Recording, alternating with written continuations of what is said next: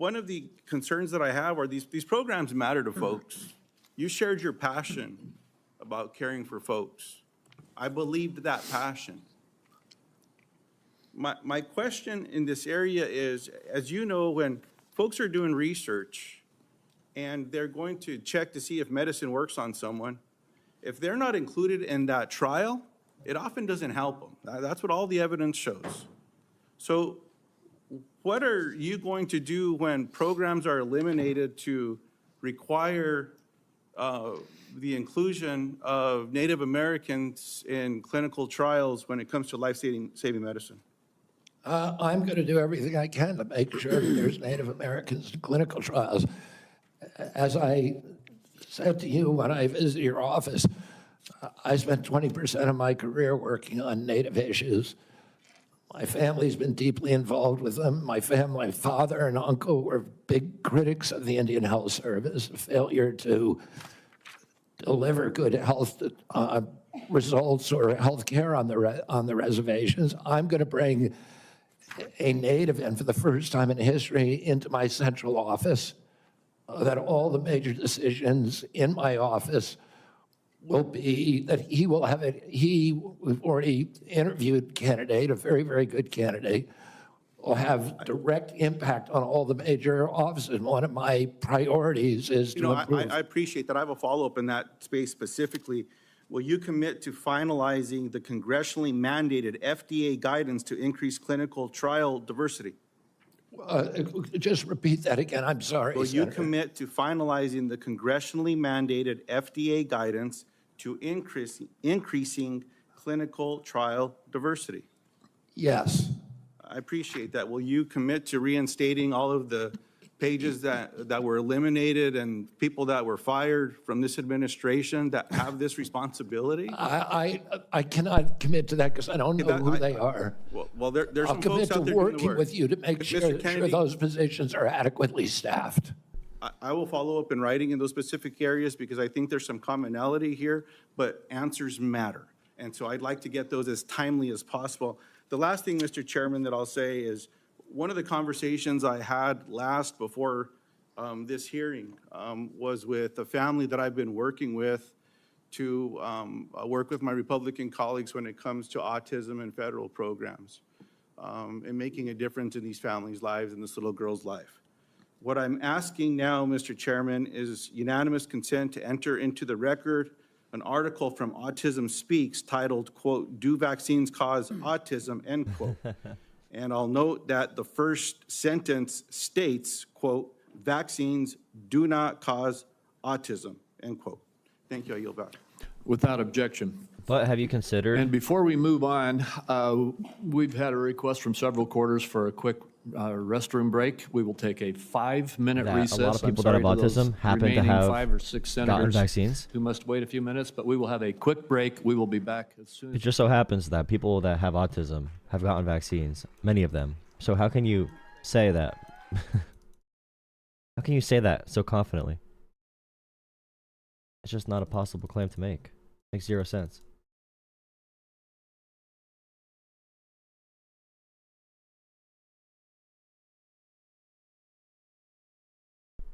Times are crazy.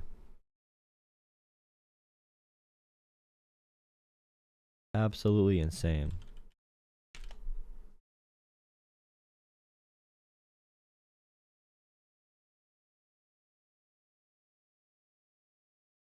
That's what I'm saying. He's giving more direct answers than the other nominees did. Not that it's like a huge improvement or anything.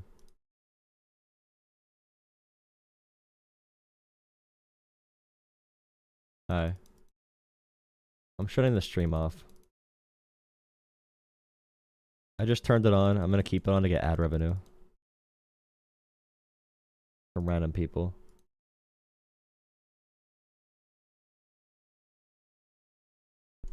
Here, live react.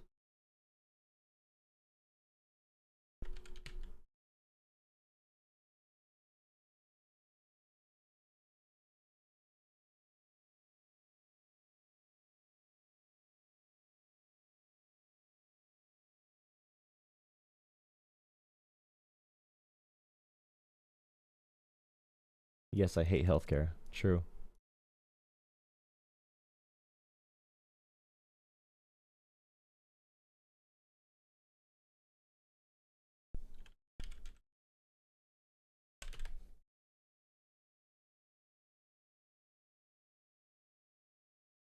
Yeah.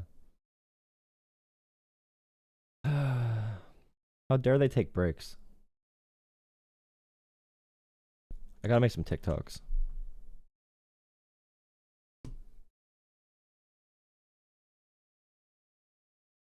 So RFK has given more direct answers. Still will not answer any direct questions, but you can tell that RFK is a liar completely. He does not believe anything he says. Like all the anti-vax stuff was literally just used to get a bunch of conspiracy theorists on his side. He has legal businesses where he makes money from vaccines. He has merchandise. He makes money from vaccines. He has consulting groups. He makes money from anti-vaccine rhetoric. So everything he does is for profit. Which makes sense. That's all of them. They don't have values or anything like that. Or any actual beliefs. It's kind of crazy. But you know.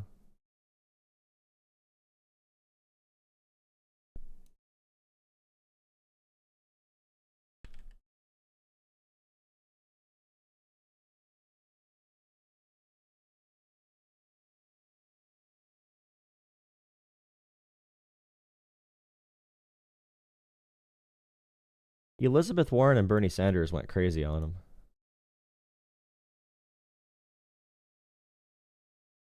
And Mike Pence is anti Mike Pence is anti-RFK too. But that's only for abortion. RFK is not pro-choice enough. Or he's not pro-life enough.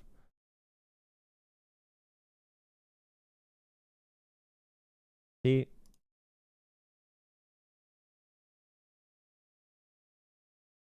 That's annoying. My stream keeps on putting on regular, or it keeps on putting subscriber only mode when I don't turn it on. Just annoying. I did not call.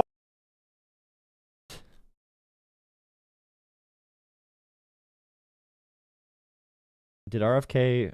Okay, so like a big trend with RFK too. There's a bunch of guys saying stuff like this. Confirm Bobby Kennedy or face well-funded primary challenges. So Elon Musk says things like this. Nicole Shanahan, who got all of her money from a divorce, and she was RFK's running mate, she said this as well. They're going to fund people that run against or vote against RFK. Sorry. If you vote against RFK, they're going to fund primary challengers. So big money is corrupting the system so directly. Imagine if you actually had someone announce, like, if you don't vote for Biden, we are going to run against your primary candidate. Or we're going to run a primary candidate against you. It's so open and blatant and naked corruption. Insane.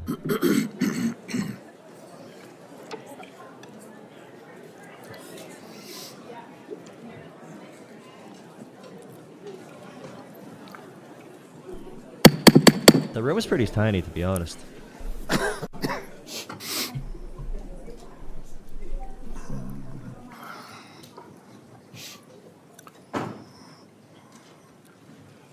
This committee will continue and come out of recess and go back into session.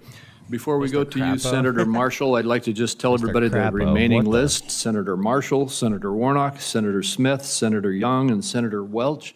And then I did indicate earlier that I would give another 5 minutes to Senator Wyden. I understand he has distributed that 5 minutes to a few of the other senators.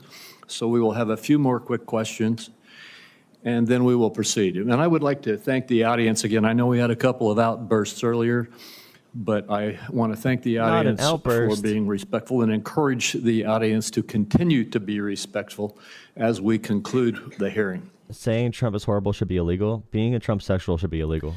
With that, Senator Marshall. Like you. Thank you, Chairman. You're pathetic. Obesity, You're pathetic. diabetes, heart disease. Obesity, diabetes, heart disease account for probably 80% of health challenges in America. You know how many times I heard my friends across the aisle mention any three of those? I don't know if we've lost the forest for the trees here. Vaccine is a critical issue. I understand that. I don't see how Mr. Kennedy's position could be Democrats any more want to clear regulate food, by the way. that he's going to Republicans don't. support the vaccines. He's going to support the science and empowerment to parents and their doctors to make these choices. 60% of Americans have a chronic disease, that there's an epidemic of chronic diseases across the country. And this Make America Healthy Again movement is palpable to me. It started on the campaign trail in 2020 when moms I'd never met, that never involved in the political process, came up to me and said, look, I want to make these choices about my children with my doctor, not the federal government. That it's a How does that very affect real chronic thing. disease, bro? Moms, dads, grandparents across the country grab me and say, look, why do 20% of our children now, why are they on a prescription drug? So, Mr. Kennedy, what is your prescription to help make America healthy again? What's your vision? What does that look like to you? Thank you, Senator Marshall. We're having epidemics of all these chronic illnesses, autoimmune diseases, neurological diseases, allergic diseases, obesity. When my uncle was president, 3% of Americans were obese. Today, 74% of Americans are obese or overweight. No other country has anything like this. In Japan, the obesity rate is still 3%. And epidemics are not caused by genes. Genes may Japan uses seed oils, by provide the way. the vulnerability, but you need an environmental toxin. Something is poisoning the American people. And we know that the primary culprits are changing food supply, the switch to highly chemical intensive processed foods. It's about overconsumption, by the way. It's not highly chemical intensive in foods. our country, It makes no in our sense. foods. The Europeans have only The 400. ingredients. If you buy You wanna do McDonald's mass French government fries regulation. in our country, there's 11 ingredients, my understanding. In Europe, there's only 3. If you buy Fruit Loops in our country, they're loaded with food dyes, with yellow dye, red dye, blue dye, and many other ingredients. The same company makes the same product with different ingredients for Canada and Europe. And No one at wants Red age- 40 we don't in have drinks. good science on all these Democrats try to things. regulate these things. Republicans say no. And that It's is big deliberate. government. That's a deliberate You need choice. big government to take care of it. Not to study the things that are truly making us Corporations sick, want it 'cause that of are sheep. not only contributing to chronic disease, but to mortalities from infectious disease. We need to get a handle on this because if we don't, it's an existential threat. Our country is not going to be destroyed because we get the marginal tax rate wrong or because we get one of these culture war issues that we've been talking about today wrong. It's Don't going tell to be Trump that. destroyed That's all they care about. if we continue down this trajectory of chronic disease. We need to fix our food supply, and that's the number one. Thank you, Mr. Kennedy. Certainly, I share your concern with ultra-processed foods. On the other end of this food chain are my farmers and ranchers back home. Would you just take a second and share your compassion, how you feel about farmers and ranchers, that they respond to the market. They don't dictate the market. They grow what the market is wanting them to grow. And Senator Hawley told me the other day, Like, for example, corn syrup. There's no evidence that corn syrup is any less healthy than just cane sugar. But there's a big conspiracy about it because it sounds scary. Corn syrup, high fructose corn syrup, supports our farmers and agriculture. But it's just as unhealthy as cane sugar. There's no, like I said, overconsumption is the big issue in America. Overconsumption, portion sizes. If you want to regulate food to be less addictive or to have less chemicals or whatever, you need big government, which is why Democrats try to do that. Republicans always block those measures, though, because it's EU-style regulation, which Republicans call communism and socialism. So now people say this is so popular because you like him, you like Trump.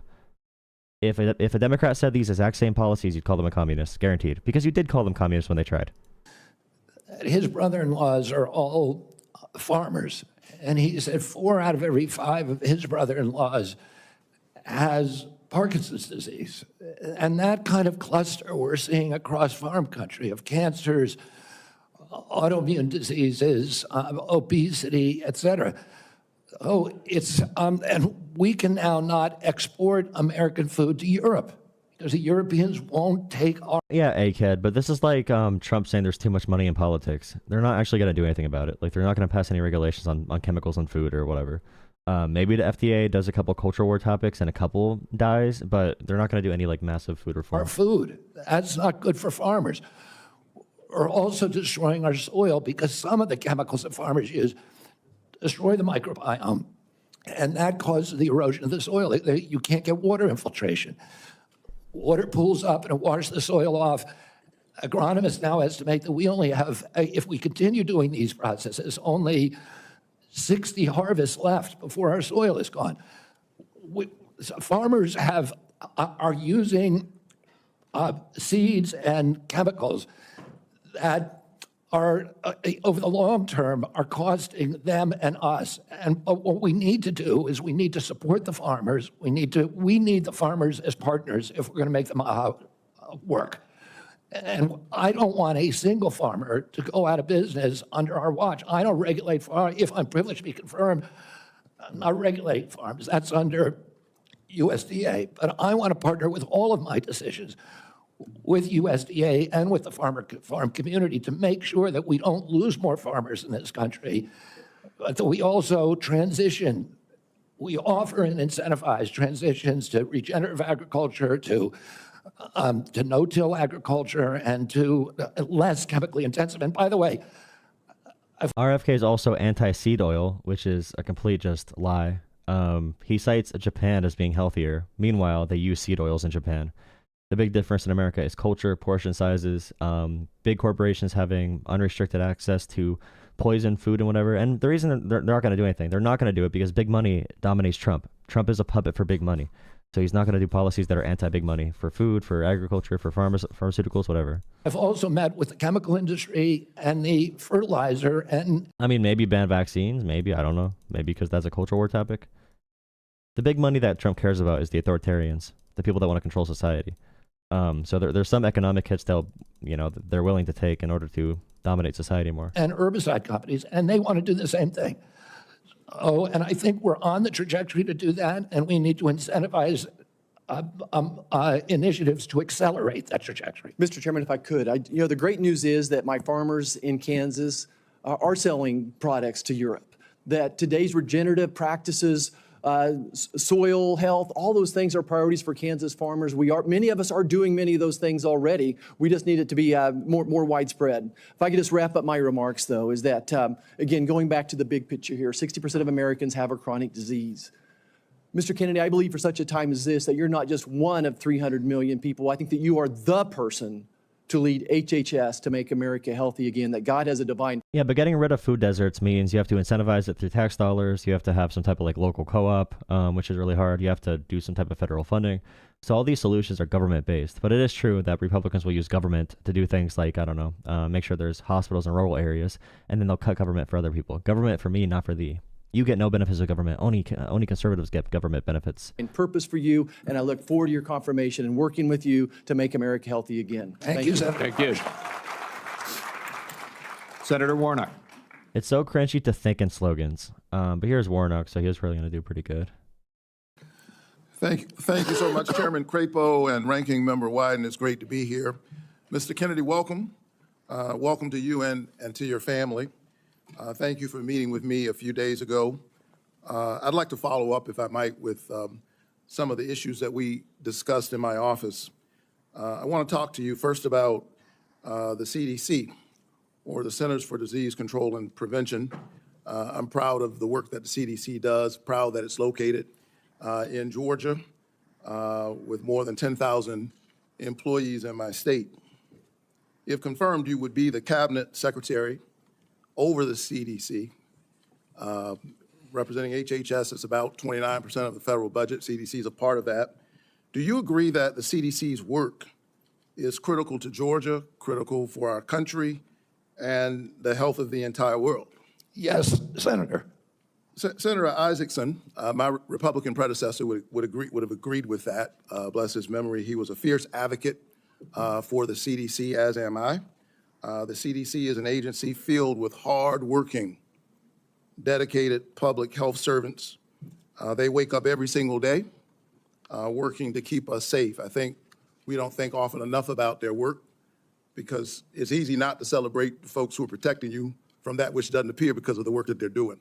True. So grateful for Thank the work you. that the CDC employees do. Some of them are members of my church. In fact, not only do you not appreciate them, but you blame them when they come to help a big disaster. So like when there's a big disaster like COVID, you blame them as the number one enemy in those issues. So not only do you not respect anyone, you don't respect any of the things that it provides, but also when they do come to solve a crisis, you blame them. It's like blaming the firefighter for the fire. I saw that deep commitment firsthand when I visited the CDC just last summer. Mr. Kennedy, you have compared the CDC's work to Nazi death camps. You've compared it to sexual Jesus, abusers in the Catholic Church. Jesus.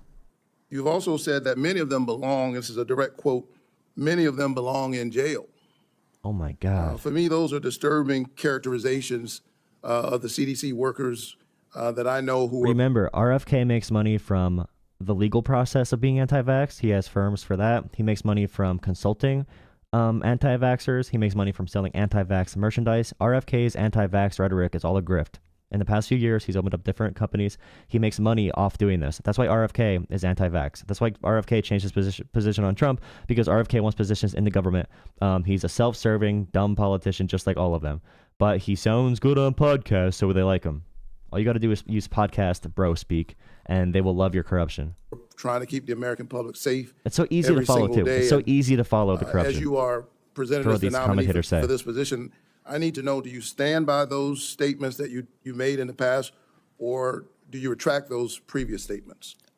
Senator, I don't believe that I ever compared the CDC to Nazi death camps. I support the CDC. My job is not to dismantle or harm the CDC. My job is to empower the scientists if I'm privileged to be confirmed. So you retract those statements? I'm not retracting it. I never said it.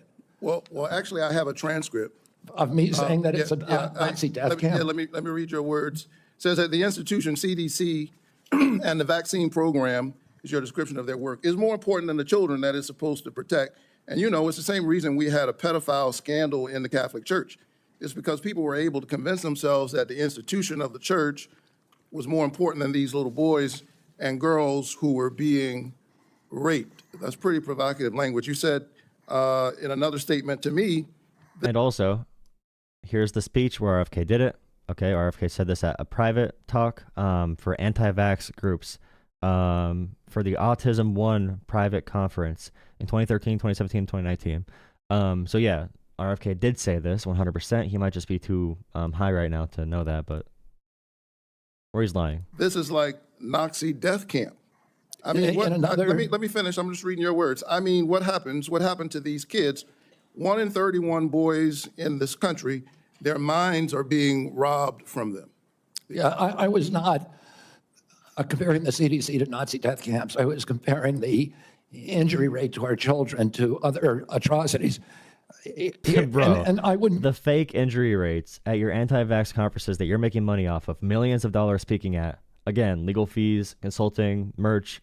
You know, he's an anti-vax snake oil salesman profiting from it. Of course he's going to lie about it. I was not comparing, dude.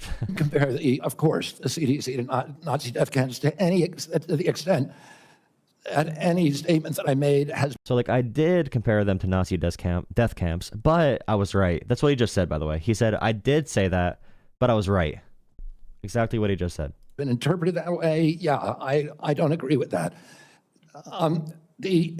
The interpretation he disagrees with, okay? The interpretation he does not like of his statement. He does not like the interpretation that he's wrong. But if you think that he's right, then he does like your interpretation. In 2003, the United States Congress Government Oversight Committee ended an over a year investigation of the CDC and used almost that same language. They said that the CDC, just one division, one branch, the Immunization Safety Office, had put institutional self-interest and pharmaceutical profits ahead of the welfare and health of American children. So that was a conclusion by Congress. And I repeated that. I'm asking you because you're the nominee for HHS. It sounds like you stand by those statements. Senator, my objective is to support the CDC. There's nothing I'm going to do that is going to harm CDC. I want to make sure that our science is gold standard science, So- that it's free from that same government oversight investigation committee on the panels, the ACIP panel, and You can't say you want gold standard science and then ignore every peer-reviewed study. By gold standard, that's propaganda for you want my kind of science. He doesn't have any point to say that. You would explain what you actually mean. If they use propaganda slogans, they don't know what they're saying. It's the golden age of America. They call it the golden age because they don't have any actual idea, so they need to brand it. within CDC, I think 97% of the people on it had conflicts. I don't believe that that's right. I think we need to end those conflicts and make sure that scientists are doing unobstructed science. So I want to enter this statement, by the way, into the record without objection. Without objection. Last week, the White House gagged HHS and the CDC, preventing them from communicating all important public health information to anyone, including all of our allies, including our allies in the United States and global disease prevention. Can you just answer yes or no, because I'm running out of time? Do you agree with that action? I was not consulted on it, but that's pretty much standard I'm asking operating you, procedure for incoming administration. So you agree with the action that gagged HHS and CDC from communicating important public health information to the That public? directive made sure that no You said, public health, that only non-essential travel and mass communications were temporarily suspended Did they ask RFK about bird flu yet? pending the confirmation of a new HHS secretary. This is standard operating procedure for every administration. I get it. I don't think what we've seen over the last several days is standard operation for new administrations. I think we're seeing some unprecedented actions, but you agree with it. Last night, members of the CDC, along with other federal employees, were actually invited to resign, these buyouts. And I got text messages and folks I know work from the CDC, for the CDC, that do this important work, who got that note. And it's really important because my experience is that when you send out that kind of note, the folks who resign are the folks who you least likely want to see resign. They got other options. They're gifted folks. They got a lot of expertise. They have options. A lot of them are doing this work because of their patriotism, because of their commitment. Do you? Exactly. When they say deep state bureaucrat, it makes zero sense. Deep state bureaucrats, so-called, are public servants who could be making more money in private industries, but they want to be serving people. They want to be doing policies that make sense. They're dorks. They are straight up dorks. They don't profit off of these offices. The people that do, you can say, are the people that are tied with the presidential candidate, who are tied with big business. Those people make tons of money from these industries. But deep state bureaucrats, when you're listening to Elon Musk, the literal richest man in human history, tell you to hate deep state bureaucrats. He's doing that because he does not like regulation for his corrupt companies, for his monopolies, and he wants to steal your information and corrupt your data and corrupt your lives. That's what they mean. Deep state bureaucrats should not be a negative thing, but they make it sound all scary. They're just public sector employees. They're public sector employees. I know many of them. They are just dorks that care about the policy field they're working in. Do you agree with the buyouts that were presented to CDC employees just last night? I agree at the vast majority of the scientists and experts at CDC are patriots and good government servants. Can you tell me yes I don't or think no? anybody's going to resign who's committed to making America healthy Can you again. just answer yes? Okay, you agree with the buyouts. In our meeting, I asked you to confirm your support for the Affordable Care Act.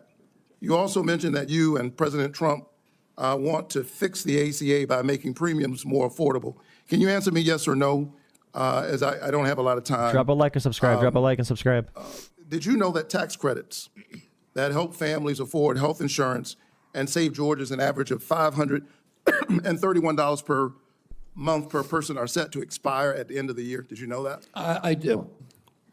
We need to move on. Do you support Congress extending these tax credits so that Americans can continue to afford health care? Congress has to make its own decisions about that. My instruction from Mr. President Chairman, Trump you're saying I'm running is out to of make time, but I'm having a lot of trouble getting the witness to answer yes or no to a yes or no question. Well, And I've got one more question. You're almost at 9 minutes, sir. Well, I need him to answer yes or no. Yes or no? Do you I'm not going to support? answer yes or no to a question that's not susceptible to an honest yes or no Okay, I answer. can't We get an need to answer. move on. I think that the fact that you find it difficult to answer basic questions is deeply troubling for me as you present yourself as a nominee to run HA. Whenever a Trump supporter calls into my show, the fact you have trouble answering basic questions What is one fact? Okay, I say, what is one fact? They don't have it. It's all emotional. It's all Trump sexual about trans people, about immigrants, about like Daddy Trump taking over America, the golden age of America. It's about vibes. The fact you are having trouble answering simple questions is very troubling, sir. Yes, thank you so very much. Senator Smith. I've been in courts all over the country, and prosecutors. Mr. Chairman, you told me I'm out of time, and the witness continues to filibuster even after I said I'm done. Senator Smith. Mr. Chair, thank you. Thank you, Mr. Chair and Ranking Member, and welcome, Mr. Kennedy. So, Mr. Kennedy, I don't have a question for you on abortion. I think that my colleagues on both sides of the aisle have covered this, but I want to say I can respect people who have different views than mine on this issue, but it's hard for me to respect people who won't give a straight answer to what they think on this issue in particular. Mr. Chair, I just want to note that I understand that anti-choice advocates have said that in these hearings they were looking to hear Mr. Kennedy provide some reassurance that he is on their side, and I'm not hearing that.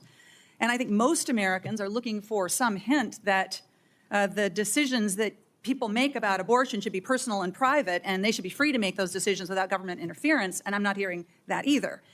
To make it worse, the answers that you have given tell me that the Trump administration is more than willing to restrict or even ban medication abortion without a single act of Congress, and even in states where abortion is legal. And what is clear to me is that you and President Trump are dangerous to women's access to mifepristone.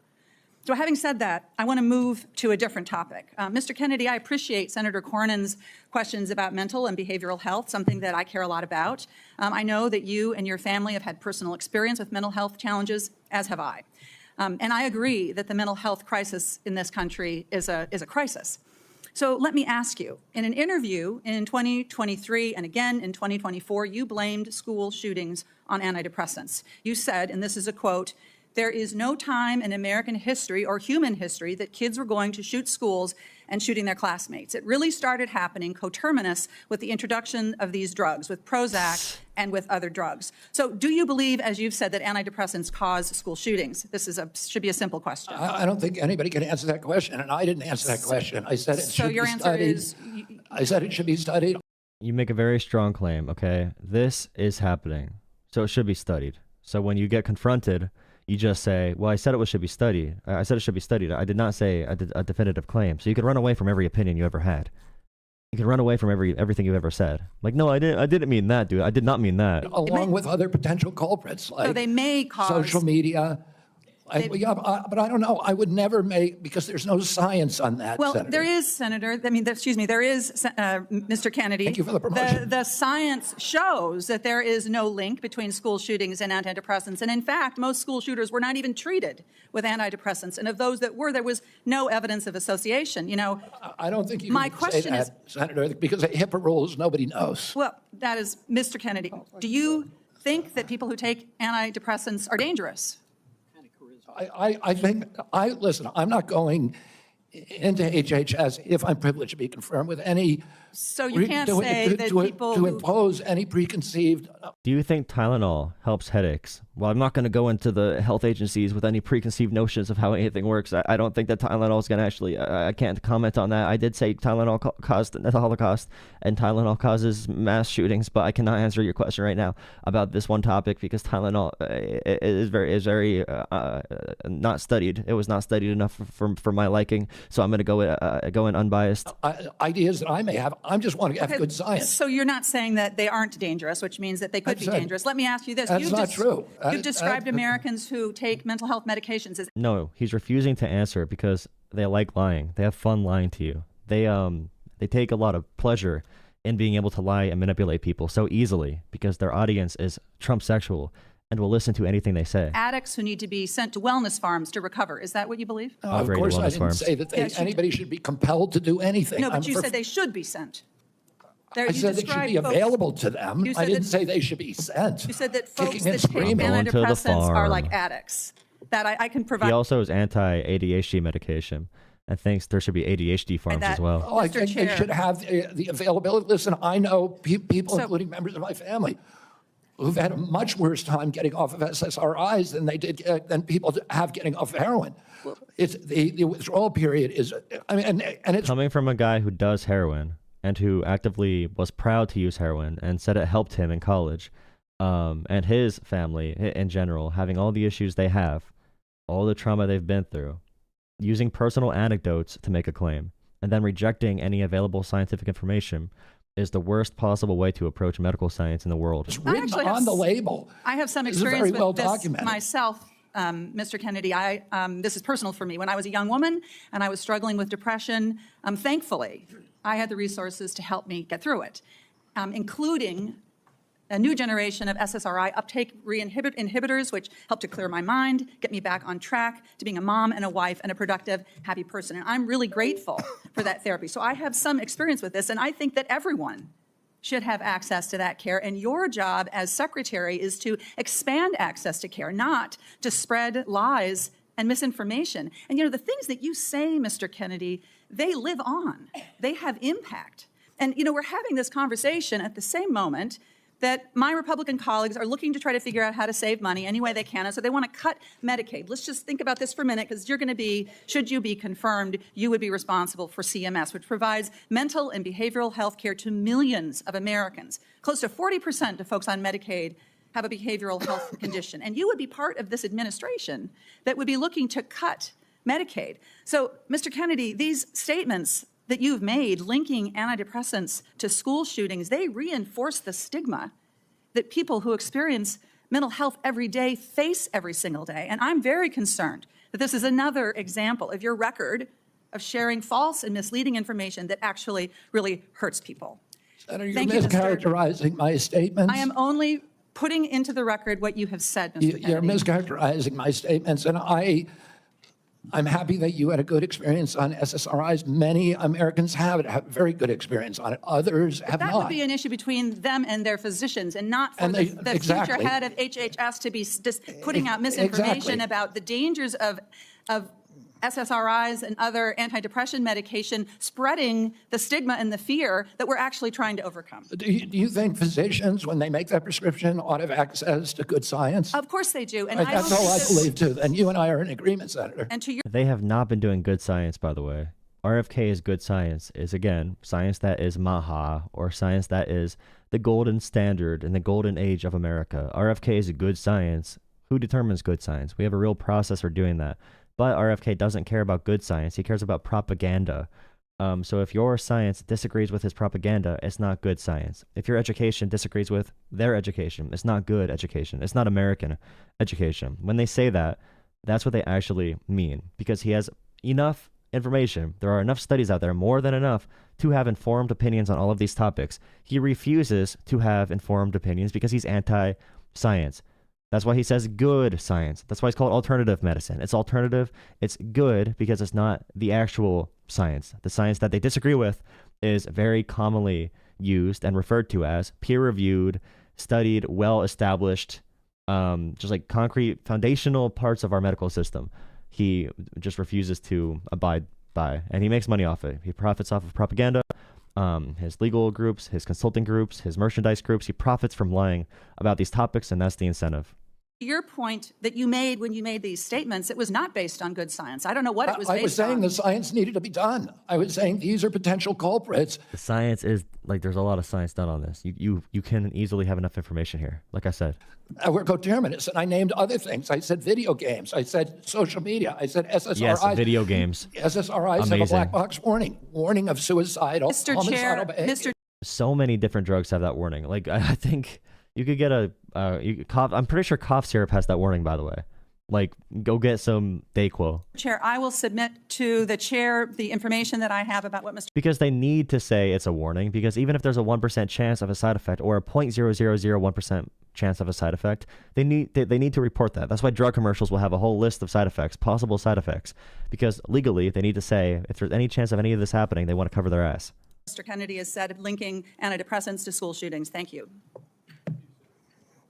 Senator Young. Thank you, Mr. Chairman. Good to see you, Mr. Kennedy. To follow up on that spirited exchange, in talking with you and reading about your vision for the department, you said one of your goals is to return public health agencies to the gold standard of scientific review. You've alluded to the gold standard a number of times today. So I'm going to give you an opportunity, uninterrupted, but hopefully not too extensive, to tell me and others what you mean by this gold standard.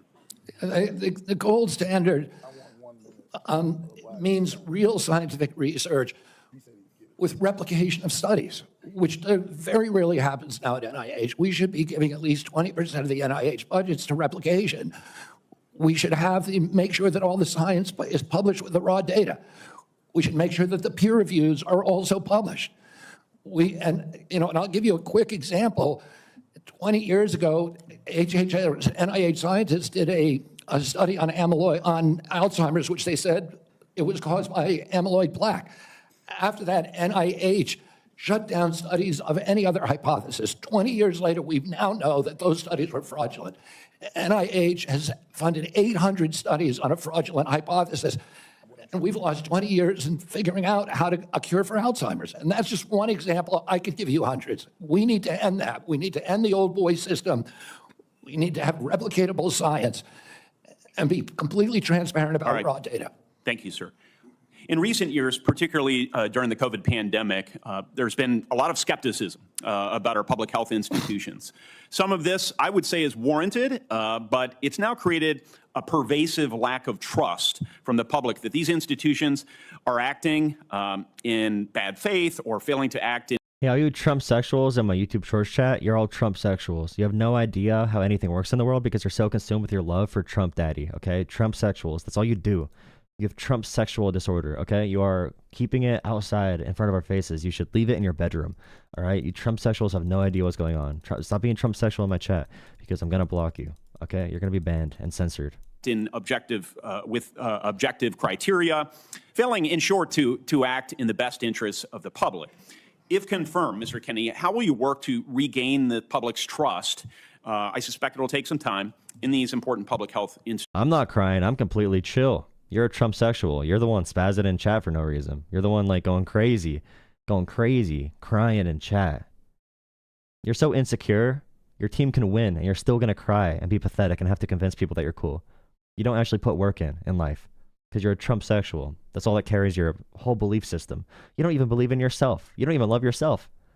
You just love other men.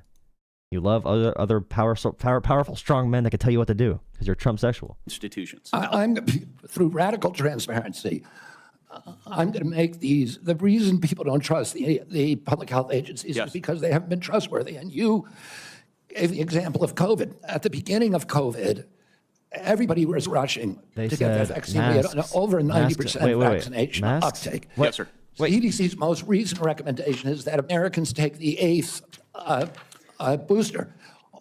Only 23% of Americans are complying. That means 77% of Americans no longer trust CDC, and that is the problem. Yes, sir. Yeah, they don't trust the CDC because dumbass Trump sexuals like you spread lies. They spread lies. You spread lies. You do. You lie about things. Okay, if there's any issue in government, you use that as a chance to lie and make conspiracy theories. That's why people don't trust different agencies anymore. That's why they don't trust the polio vaccine, which is the greatest invention in human history. They don't trust the polio vaccine because people like you lie. Sure.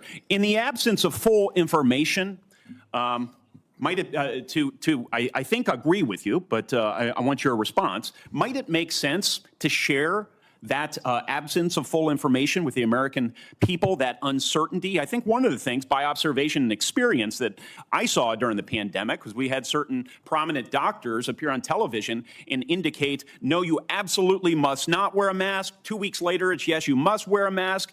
But they were certain. And they even demonized people for not following the latest science, knowing there's a high level of uncertainty in that science. Would a measure of humility and, as you say, radical transparency demonstrates humility, help rebuild trust over a period of years? Absolutely. We need to tell Americans what we don't know. We need to make sure studies that reach a null hypothesis are also published. The reason, by the way, Americans are mad is because they don't know how to read the studies, okay? And I've said this for a while. Medical departments, science, etc., whatever it is, governments, they need to focus on their messaging strategy as a #1 point of what they do. Messaging matters more than what they do now. People believe reality is based on narratives. You know, that's why Trump is successful. That's why this guy is successful. They're propagandists. We need to be able to combat their propaganda with good information in a convincing manner. But we don't do that because all the people that are doing science and policy are not worried about manipulating people. Those people are worried about doing good policy and good science. But now all these assholes who make up conspiracy theories, now these guys can make up fake science and fake theories about governing. Now they can make fake things while the actual people that do the job don't message, and now they're overtaking society because they're convincing and they can manipulate. And all the people doing good work are being cast out of society, just like they do in every authoritarian country. They hate the doctors, they hate the professors, they hate the scientists, they hate the intellectuals that care about real information because the propaganda can dominate. And that doesn't happen. Sir, I think you are right about why healthcare costs are so high in the first place. The answer is indeed chronic disease. 90% of our healthcare spending goes towards managing it, as you say in your open statement.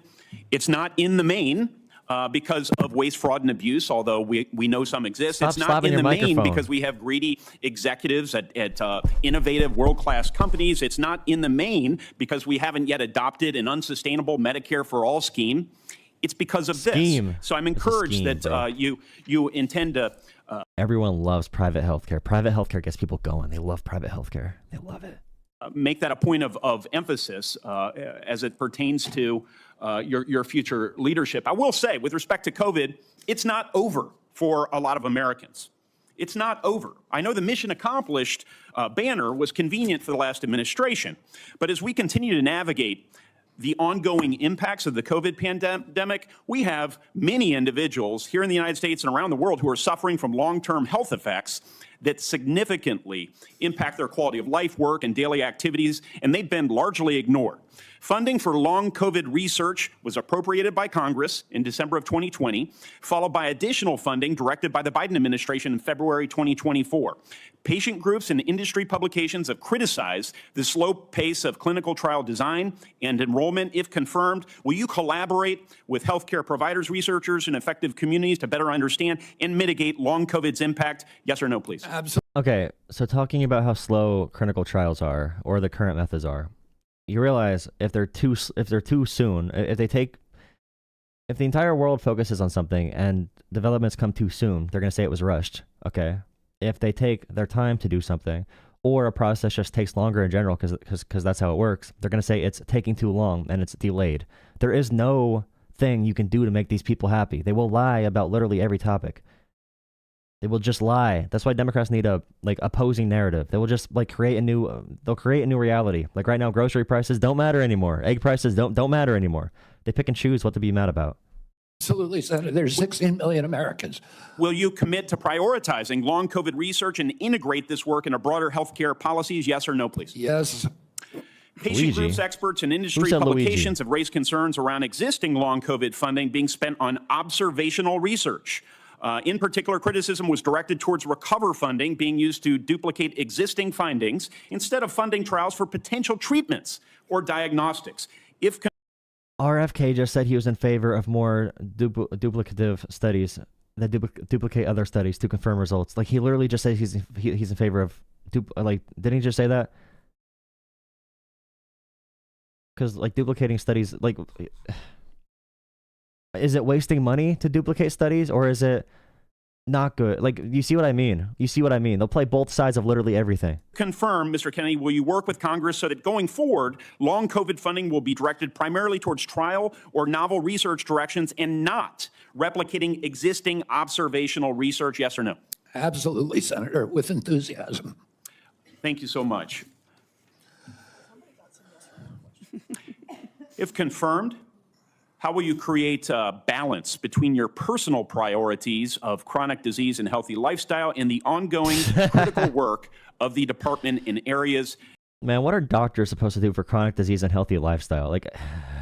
that are focused on incentivizing and advancing innovation in modern medicine and pharmaceutical discovery? I think innovation is going to be the key to public health. And we have a unique opportunity now in history because of AI, because of telemedicine, and because of the quality of people that are now coming to HHS to actually save public health. But it's all going to rely on innovation, and I don't want to do anything that inhibits or impairs the pace of innovation. That's encouraging. From approving AI algorithms to determining Medicare coverage, we certainly need more innovation, and we need good people in the department to assist with that effort. So I'll follow up with a question about how you're going to attract and retain good people. Thank you, Chairman. Sorry to shut you down a little faster than I did the others, Senator Young. We are up against a vote deadline here, and We have one more senator who gets his full time. I hope you'll keep it as close to 5 minutes as you can, Senator Welch. And then I've promised Senator Wyden, 5 more minutes? To be divided 1 minute with my colleagues getting 1 minute. And then if we can do that, we can get over to vote before they call the vote on the floor. Make sure you drop a like and subscribe. Drop a like, subscribe. I'm not sure how long I'm going to stream this, but thank you for joining me. Drop a like, subscribe. I'll drop the Discord link in chat as well. Join our Discord. Channel memberships are $3 a month. If you like what I'm saying, I debate Trump supporters every single night at 10 p.m. 10 p.m. Eastern time. If you want to call in, if you want to debate me, 10 p.m. Eastern time, come here tonight. You can call the phone number up there. 10 p.m. Eastern time again. I guarantee calls to those who donate to Joel Up Politics. If you want to donate money to the stream, you do so through Super Chat or through Joel Up Politics on Venmo, Cash App, or PayPal. But yeah. Memberships are $3. Become a channel member if you support this. The call-in show is really fun. So tonight, the call-in show is always fun. Thank you for joining me. Like, subscribe. Here's the Discord link. Thank you. Thank you very much. Thank you, Mr. Kennedy. And as you know, I'm have great reverence for your family from Massachusetts. When I got out of college, I was in the first class of Robert Kennedy Fellows, the memorial created by your family to honor the service of your father. I do community organizing RFK is anti-establishment. in the west side of Chicago. And I certainly admire your energy in your effort here and desire to serve. You know, there's a couple of things that are really important here. This is not just about a debate on vaccines. It's a debate about qualifications, experience, and priorities as to the person that will head Health and Human Services. And it's not just about what your answers are today or what the questions are. It obviously has a lot to do with your whole record and your whole history. You know, your sister in her letter, or pardon me, your cousin in her letter said, you've always been charismatic, able to attract others through the strength of your personality, willingness to take risk and break rules. That's, I guess, an attribute, but it can be a danger. The question I fundamentally have is, No one is scared. No reason to debate someone that has no facts. Okay, Trump sexual, you're just scared. You are scared. You literally are scared. Most Trump supporters, when they call in, just quit. They cry. They cry about not knowing things and they quit. They hang up on me because they don't know what they're saying. Like every single time. They're afraid to talk to me. whether and you are too. Your willingness to disrupt and maybe break rules is going to be dangerous and destructive. The character questions we didn't go into here, but there's some sketchy things. You've acknowledged your history with heroin. You've gotten over that. But there's incidents that do, I think, concern the question of whether the stability is there to be in charge of this major organization. And that's compounded by my concern that you don't have any experience managing a large organization, that you don't have any experience in government. So those are things that have to be taken into account. But the issue for me is also priorities. A lot of your engagement in health has been on vaccines, big important issue. You actually disagreed, as I understand it, with President Trump about Operation Warp Speed. I think President Trump deserves a lot of credit for Operation Warp Speed. He knew we had to get a vaccine. And these other issues about a mask and whether you should wear it. Hell yeah. Trump's vaccine is based. I love Trump's vaccine. Trump's vaccine. Trump's COVID vaccine. Remember, guys, Trump made the COVID vaccine. Trump's COVID vaccine. Good job, Trump, on the COVID vaccine. Good job, Trump. Remember when Trump did the COVID vaccine, the mRNA vaccine? Good job, Trump. Whether when you got your groceries, the bag had to be left outside. Remember that in the very beginning? Those are incidental to the core question that the president believed we had to have a vaccine. And you contested that. That worries me. That really deeply worries me. The other questions, Senator Cassidy asked you some questions about our healthcare system. I happen to believe that our healthcare system is profoundly broken. And it's not just about the chronic illnesses. That's about our diet. That's about our exercise. But we are getting premium increases in Vermont of 20% a year, 25% a year. And it's busting the bank for taxpayers. It's busting the bank for our wonderful Vermont employers who care about having health insurance that they can provide to their employees. Senator Cassidy asked you a couple of questions about how you would reform Medicaid. And I didn't hear an answer. You mentioned that you thought Medicare Advantage was good. You have a good plan. No focus on what an incredible ripoff was reported in the Wall Street Journal by United Healthcare, which was marketing Medicare Advantage and then paying doctors and nurses where they had assignments essentially to diagnose illnesses that didn't exist. So they made billions and billions of dollars. And I've seen nothing coming out of the Trump administration, and I've seen nothing coming out of your advocacy that is going after what is a rampant abuse by the insurance companies and overcharging people and not doing the job. And by the way, the United Healthcare people, when they did that, they overdiagnosed. When the person really got sick, they dumped them. They dumped them. Go to the nursing home on your own. That's a broken healthcare system. We spend the most and get the least. And I think there should be collective anger about this on both sides, because all of our people are dependent on that healthcare system. And you're going to be working for a president who's on a lawless rampage right now, okay? He has done something reckless with the pardons to these cop beaters. I'm appalled by that. But that's just reckless. That's not illegal. It's not TDS, it's Trump sexual. He's impounded money.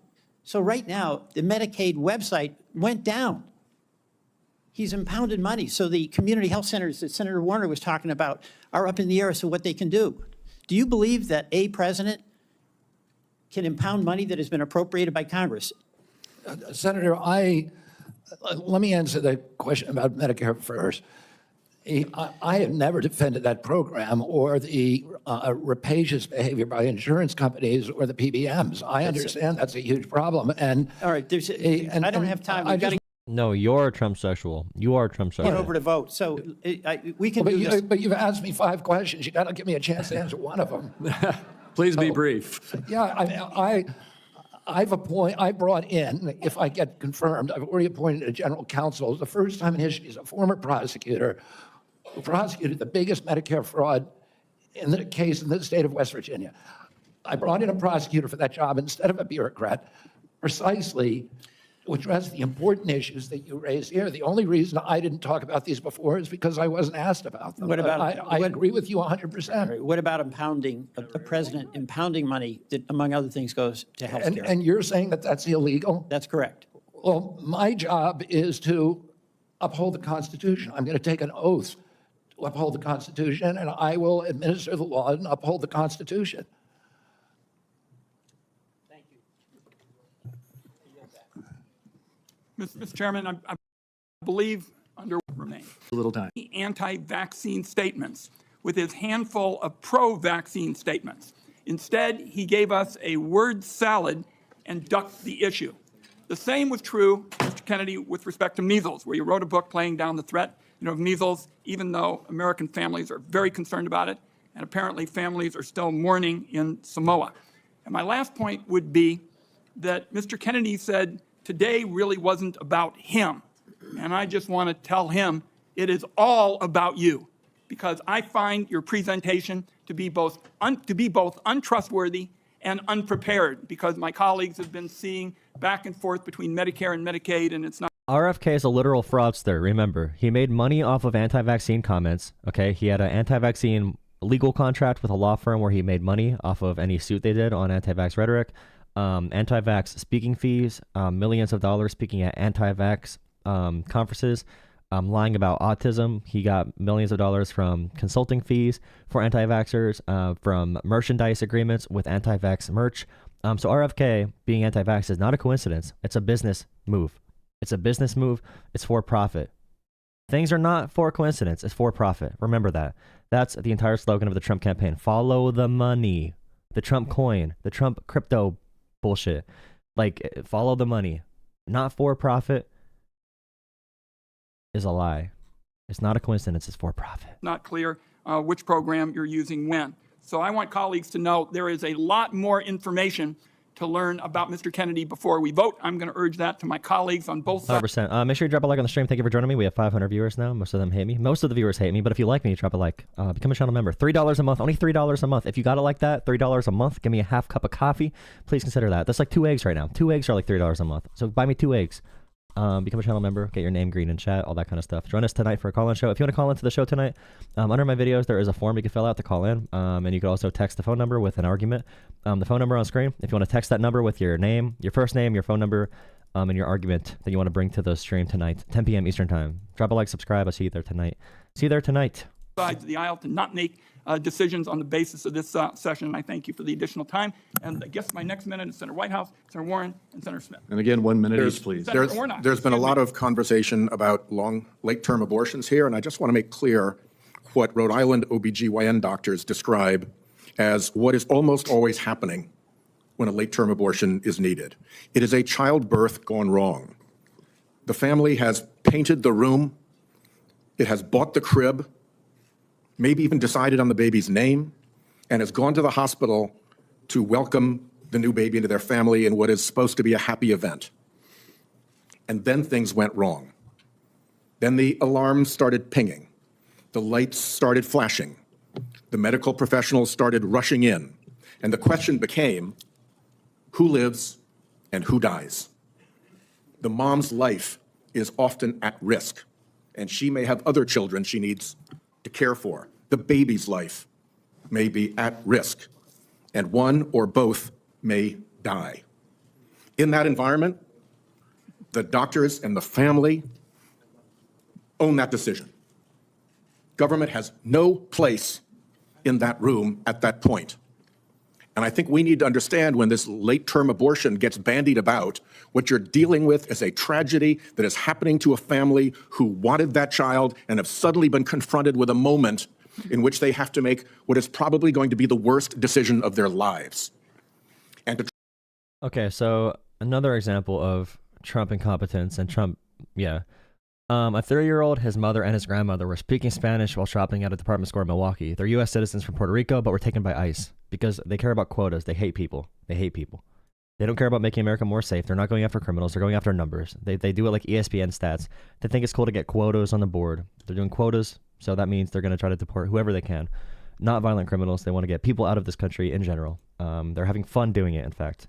They love the suffering. They love it. They love it. If they wanted to focus on violent crime, they would not talk about it in the way they do. But they want to demonize every person who, again, as Trump said, looks like an immigrant or looks like a criminal. And do you know what that means?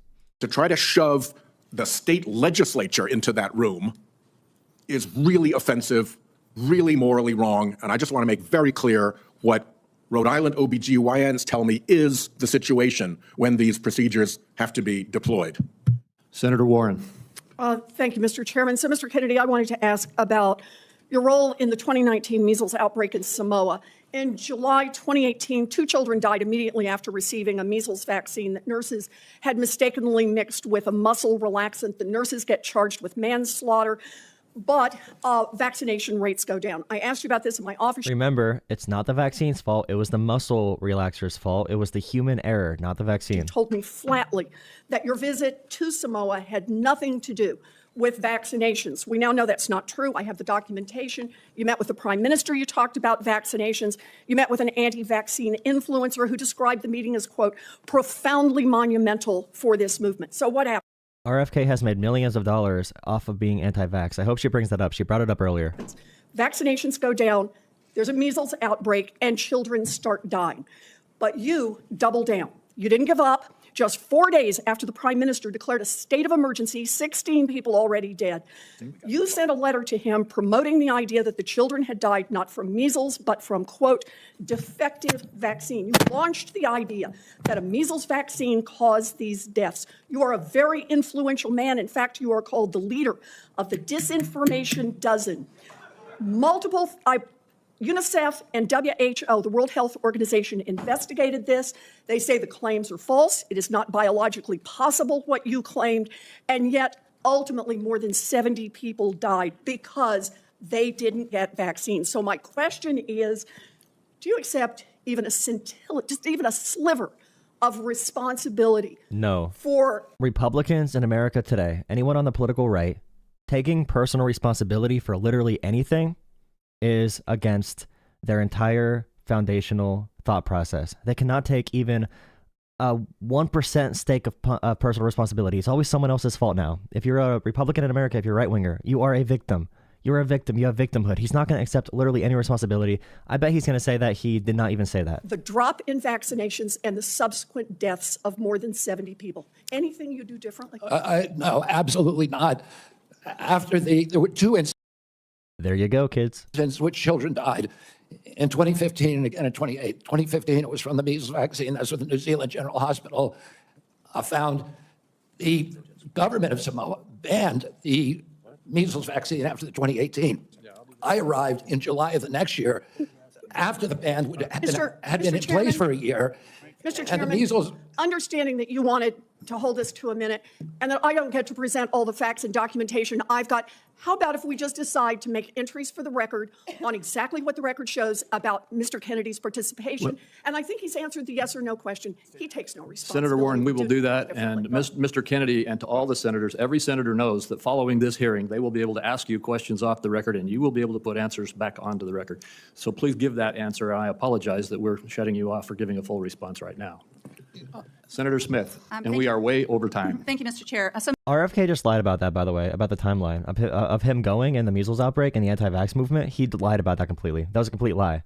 100% lie. You can Google it in 2 seconds. It was before. It was before these... Dude. Mr. Kennedy, you have said that you want to give infectious diseases a break for about 8 years. You spoke about this with Senator Cantwell. My question to you has to do with avian flu. Over 100 million birds called. The disease has spread to dairy cows, and there are now 67 confirmed human cases and 1 death. So, Mr. Kennedy, do you intend to give research on bird flu a break? no, I intend to devote the appropriate resources to preventing pandemics. That's an essential part of my job. What do you think Because is that was a different vaccine. It's a different conversation. Yeah, Elizabeth Warren was completely correct there. Insane times we live in, bro. causing the avian influenza? I think that, And I bet you people are going to say, Elizabeth Warren looked like a dumb liberal woman professor. I guarantee you that's going to be the comments. And RFK looked like a badass, bro, because being dumb is a virtue now. H5N1 viruses. So that's good to hear, because in a recent book, I will submit this for the record because we don't have that much time, Mr. Kennedy has questioned the scientific basis for germs causing disease and the power of vaccines and antibiotics. to I've help never cure questioned disease. that, Senator. Well, I will submit that for the Yes, he record. did. Thank you. Senator Warnock, 1 minute. I like the way you said that to the Baptist preacher. Thank you so much, Mr. Kennedy. Based on our conversations, it's my understanding that you support work requirements in Medicaid. In 2020, President Trump approved a proposal from Georgia state leaders requiring Georgians to jump through a number of onerous bureaucratic hoops and fill out even more papers. Yeah, so after the 2 deaths, there was propaganda spread, all right? There was a pause on the vaccines after the muscle relaxants got mixed in and resulted in deaths, not the vaccines. But they did a pause of vaccines in the area, in Samoa. And then RFK went there during that pause, spread anti-vax conspiracy theories. When they opened up vaccines back to the public, no one would take them because of the lies that RFK spread. That's how he led to the outbreak and to all the deaths. To be clear about the timeline of everything happening. And then they needed a state of emergency because of a terrible outbreak that killed tons of people. And RFK, again, takes zero responsibility at all, because to take responsibility means that you have to admit that you did something wrong. And they are too insecure. They are weak, pathetic excuses for men who cannot take personal responsibility for literally anything in life. But yeah, remember that exact timeline when RFK lies about it. And remember, he makes money off of anti-vax rhetoric and anti-vax advocacy because of his consulting firms, legal firms, his merchandise businesses. He is a profiteer, a snake oil salesman to the highest extent. Paperwork to verify work and get access to health care. I ask this as someone who represents a state that has not expanded Medicaid. The federal government, because of this waiver, spent $70 million on Georgia's Medicaid waiver. 82% of that went to administrative costs. The point that I'm making is that the folks that they're insisting need to work, 90% of those folks are working. They are caregivers, or they have a disability. Let me give you one example. A woman I think of all the time, her name is Heather. She's a traveling nurse from Dalton, Georgia, who falls into the Medicaid coverage gap. Heather experienced a series of small strokes, leaving her unable to work full-time. She's dedicated her life to caring for patients, but now she can't afford her own medical care, out-of-pocket costs, because she doesn't make enough to qualify for tax credits to buy private insurance. What does Heather need? Does she need work requirements, or does she need access to health care so she can finally get healthy and get back to work? This will be an interesting answer. By the way, drop a like on the stream, hit subscribe. Thank you for joining me. Again, 10 p.m. Eastern time tonight, I take call-ins. If you disagree with me or agree, you can call in at 10 p.m. Eastern time tonight. Drop a like, subscribe, join my Discord. I'll drop another link in the chat. Channel memberships are $3 a month. Really helps me do this content, especially the call-in shows. Supporting those monetarily is very beneficial. I talk to a lot of median voters, undecided voters. I talk to a lot of Trump voters that regret their vote. So yeah, please support this channel, and I hope to see you around. Thank you for joining me for this hearing. The individual RFK, that you described also known as would need really healthcare effing- and not a work requirement. RFK means what? Thank Really you. effing Thank what? Clueless? Thank you. And we are done with the questioning now. Mr. Kennedy, I apologize to you, to the audience. This is why I say Trump sexual, by the way, because RFK can just like lie about stuff, and now the chat is saying, look how buff he is. You realize if you don't care about the logic, but you're going to say, wow, he's so buff. I love the way he's able to flex. I love his body and his face. He looks like such a badass. You realize you are exhibiting like a form of erotic behavior and erotic view towards another man. Like that, you have to understand that. You are just like following, you're a beta. You're a beta searching for the alpha to follow in the room. You are a beta. Don't be a beta. Have your own opinions. Have your own sexuality. You don't need Trump sexuality. You can choose your own, I promise. And to all of my colleagues to have to rush it here at the end, but we have a vote on the Senate floor that they're going to close in about 3 minutes. I want to thank you for appearing before this committee. You have been accessible to the members and staff on both sides of the aisle of the Finance Committee throughout a rigorous process, and I want the whole world to know that you spent hours in meetings answering questions outside of this hearing and providing documents and responses on issue after issue after issue. You've gone through the most thorough vetting process that any committee in this Congress puts anybody through, and I think that you have come through well and deserve to be confirmed. I would like to remind my colleagues that the deadline for submitting any questions for the record is 5 p.m. today. 5 p.m. today. And Mr. Kennedy, we ask that you respond to those questions as quickly as you possibly can. With that, I'm going to leave you in this room and run over to vote. This hearing will be adjourned. I still encourage the audience to be polite and respectful no matter what side of the issues you may be on. And Mr. Kennedy, I look forward to working with you. Thank you, Mr. Chairman. We're adjourned. Virtue signal, virtue signal, virtue signal, virtue signal, virtue signal. Be respectful, guys. You guys, your emotions are hurting me.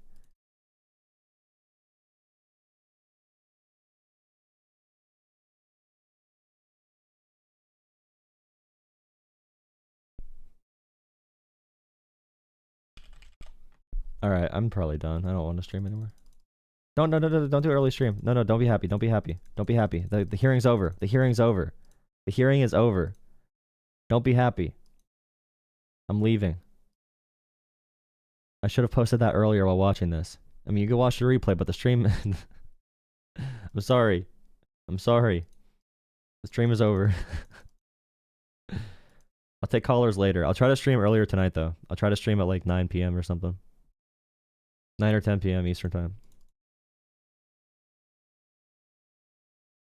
Holy shit, you can't handle streaming anymore. I have things to do, and I'm not getting paid. Thank you. I'm sorry, Ian. I'm sorry. I'll see you tonight. I apologize. I was wrong to do that. I'm sorry. I'll make sure I put updates in the Discord, though. I feel so bad. I really just betrayed everyone. Yeah, see you guys later.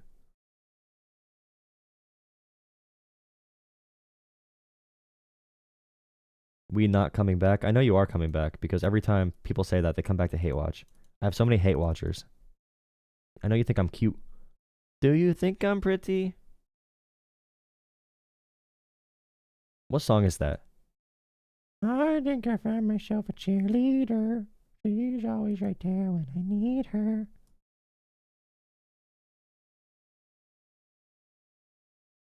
Yeah, go back and watch it, though. I'll keep these videos live. I only got the second half of the confirmation hearing, but the second half was still, you know, enough for content. I could probably put a video up about it, honestly.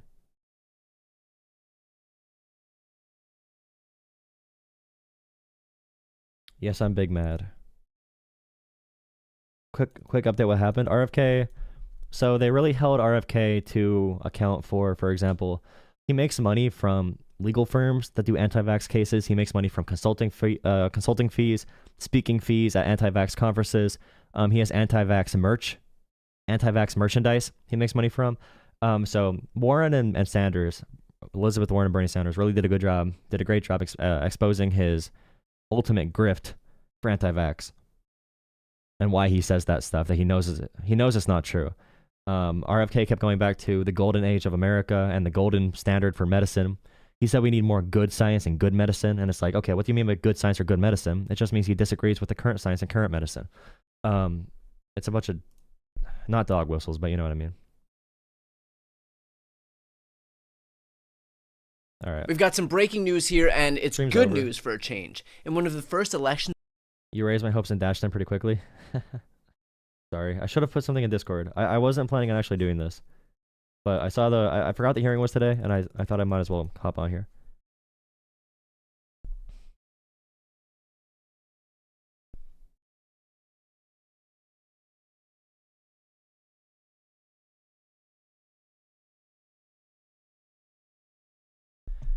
Like I said, tonight, I'll try to be on at 10 p.m. Eastern time. People like this more and make me hate the left more and more. Stop being emotional, you little baby. You're emotional. I don't want, why would, like, I don't want to see you crying, like, on my page. You want to get banned? You want to get banned? I don't got to see this complaining on my page. Stop crying. It's okay, little baby. It's okay, little baby, don't you cry. Everything's gonna be alright. I know mama's not here right now. You don't know why. Everything's gonna be alright. I know love is pretty crazy. Pretty baby, but I promise. In sub-only mode, the chat is actually bearable. Yeah. Well, also, are you new to the channel, Tacos? Are you new to the channel, Tacos? Well, also, I need to have the chat going crazy because it helps the algorithm. So I let it go unrestricted with no pauses. But if it gets too crazy, then I need to put on slow mode, so you can't send a message more than every like 10 seconds sometimes. But if you want to watch the stream in a less crazy way, you're not putting your all into this parasocial relationship. True. I'm sorry. The horizontal stream, I put a link to it. But I have 2 streams on my channel at all times, okay? I have 2 streams. I have the horizontal stream and the vertical stream. The vertical is YouTube Shorts. So it's like it is right now, up and down. Horizontal has the full video on regular YouTube. I always have 2 streams running. The horizontal stream last night had 50 viewers or 40 viewers, 40 or 50 on the horizontal. The YouTube Shorts had 500 viewers. So the the horizontal stream is usually more calm. And I have that on subs-only mode all the time. So you can go in there and actually have conversations. While the YouTube Shorts is going to be crazy. It's going to be a battleground of YouTube Shorts. All the time. Oh, you've called twice? Oh, nice. Nice. It is, But yeah, if you want a more calm chat to actually talk to people, go in Discord or go to YouTube horizontal. Yeah, seeing crazy guys is fun too. I might put the YouTube Shorts stream on my horizontal chat. Or wait, not the... I might put the Shorts chat on my horizontal screen. Sorry. Of the Trump era, Iowa State Senate District 35, Democrats just flipped a seat that Donald Trump won by 21 points in the 2024 election. Democrat Mike Zimmer defeated Republican Katie Elizabeth Whittington 52-48, meaning we're looking at a total 25-point swing to the left. Of note, according to Inside Elections' Jacob Rubashkin, New York's 21st district, which Elise Stefanik is vacating soon, was also Trump plus 21 in 2024, meaning if we're going to be in an era where Democrats are overperforming 20 some odd points to the left, then even relatively safe seats like Stefanik's may suddenly become pickup opportunities for the... It's difficult though, because okay, local elections, you have a chance to be very well known. You have a chance to knock on every single door. I think in this election he's talking about there were 7,000 votes total. So like you can knock on all of those doors. You could have a conversation with all those people. So you're not even a Democrat to them anymore. You're not a Democrat. You disconnect from national politics. This is why Democrats need to stop messaging nationally and start funding local parties. Fund local parties so local parties can do activism and knock at doors and organize. Local parties can disconnect from the national politics. And that's the big lesson to take away from this. Not that Democrats are going to have automatic wins. It's not that. That's not the lesson. It's we need to get rid of the social media. We need to get rid of the reality television show. We need to bring it back to the real reality and talk to people directly. Because when we do, the ideas make a lot more sense when it's not being polluted by the worst media consumption outlets of all time. Well, Trump did not get elected on grocery prices, no. It's mostly on the racial tension and LGBT and all that stuff. The DEI. Also known as, we don't like these black people being too loud. That's what the policy really means. I love Jasmine Crockett, bro. Jasmine Crockett is amazing. The Democrats. Now, I should note, too, that the first Trump She's era was hilarious, marked dude. by an absolute avalanche of special election wins following his initial victory in November of 2016. In 2017, for example, of the 98 special elections that took place in that year, Democrats flipped seats in 16 of them, compared with only 3 flips for Republicans. That would culminate into Democrats ultimately winning the House in the 2018 midterms by the biggest margin in modern U.S. history, netting a staggering Wait. Let me hear those numbers again from. Paired with only 3 flips for Republicans. That would culminate into Democrats ultimately winning the House in the 2018 midterms by the biggest margin in modern U.S. history, netting a staggering 41 seats in total and flipping the House. Now, a few points to remember here. This is merely a data point. It's not a guarantee of an impending blue wave. We have the monumental task ahead of us of rebuilding our fractured coalition, and while tonight's election win is welcome news, and trust me, it is welcome news, we'll take whatever we can get, replicating these wins is going to take work. It doesn't just happen because Trump is in office. But I should remind you of what I said in the immediate aftermath of Trump's win a couple of months ago.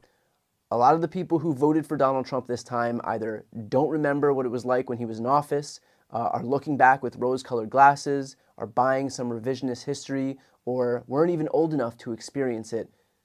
But they'll see the chaos that comes with it. I can promise you that they will. Why do all the lefties sound like gay men? Because you're attracted to them. That's why they sound like gay men. And they talk like in a fast, intelligent manner, and you don't like that.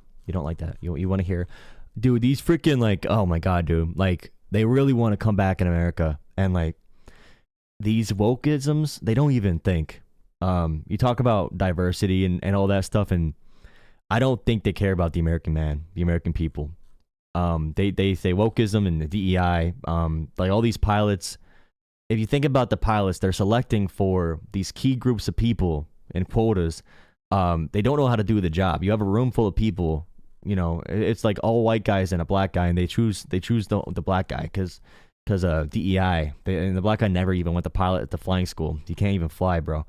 And are we going to talk about how Fauci lied to us about the COVID and about how the vaccines were going to be a force field around me? I can't even try to sound, oh my God. I can't even try to sound dumb, bro. I can't even try to sound that dumb. And oh my God, it's so painful. It's hard. I'm actually like listening to myself. I'm like, I'm making too many cogent points. How do I do it? How do I do like a Joe Rogan impression? I don't know how to do it. I'm gonna go crazy. Crap, I can't sound that stupid. I can't do it. Okay, imagine I'm Joe Rogan. I see an article. The article is about, crap. Okay. Chat, give me something. Okay, chat. I don't ever say chat, but give me a lie that Joe Rogan would believe, just like a made up lie. Oh, last night the Trump administration lying about condoms. Okay, so like Joe Rogan's gonna read that, be like, you hear the Biden administration sent over $50 million in condoms to Gaza. What do they need these condoms for? $50 million. It's insane. They sent over 1,000 condoms per person. Never mind. I can't do it. They're dumb. They're so gullible. I can't do it. I have to practice. Bro. Monkeys use money. I can't do it. I have to. Elon is the #1 Path of Exile player. Elon is humanly.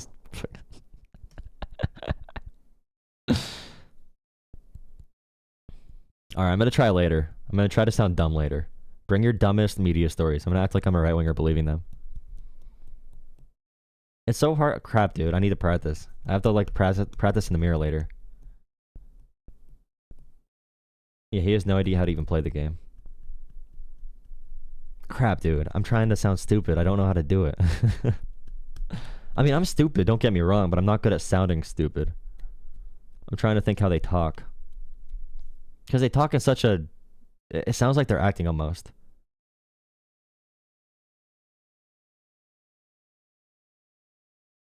Because you watch like when Matt Walsh cried about... When Tim Walz made the joke about the white guy tacos during this election. Remember the white guy taco scandal?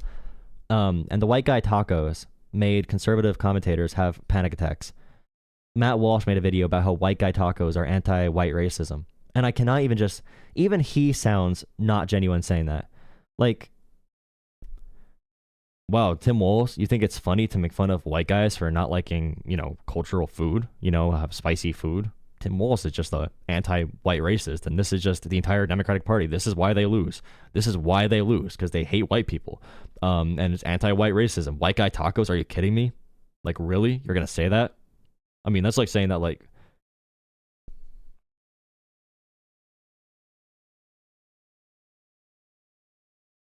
Turn off the lights. Turn them off. The ocean, Trump said this. Biden was going to ban drilling in 100 acres. Or if you say a Trump quote in a regular voice, California is purposely releasing all the water from the north. It could be draining down to the south, but they're releasing all the water because they care about this little fishy, this little particular fishy. Now, there's one fishy. They want to save the fishy. The smelt. They call them smelt. California won't turn on the water. They won't turn it on. It could flow down to California. So much water. But the little fishy, they care more about the little fishy. It makes no sense. California could just turn on the water. And as president, I will turn on the water. I have concepts of a healthcare plan. If I get a plan, I will get back to you. Saying this out loud is more painful. Listen, we have concepts of a plan. If I do find a plan, I'll make sure I tell you. At a presidential debate, I'd have concepts of, if I do find a plan, I'll make sure to tell you. I'll make sure to tell you. We're working really hard on this.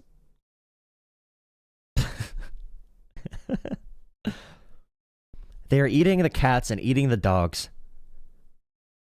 Crazy. I saw it on the TV. I saw it on the... It's just like, dude. They're taking over the cities. You can... Times Square right now, in Times Square, they have ultra guns. They have ultra weapons. Ultra guns in Times Square. Supreme guns. Like the migrants. And you have like a picture of... You have like a video of Times Square live feed. And people are just like going throughout their day. There's nothing happening in Times Square. Times Square is overtaken right now by Supreme guns. It's like, okay.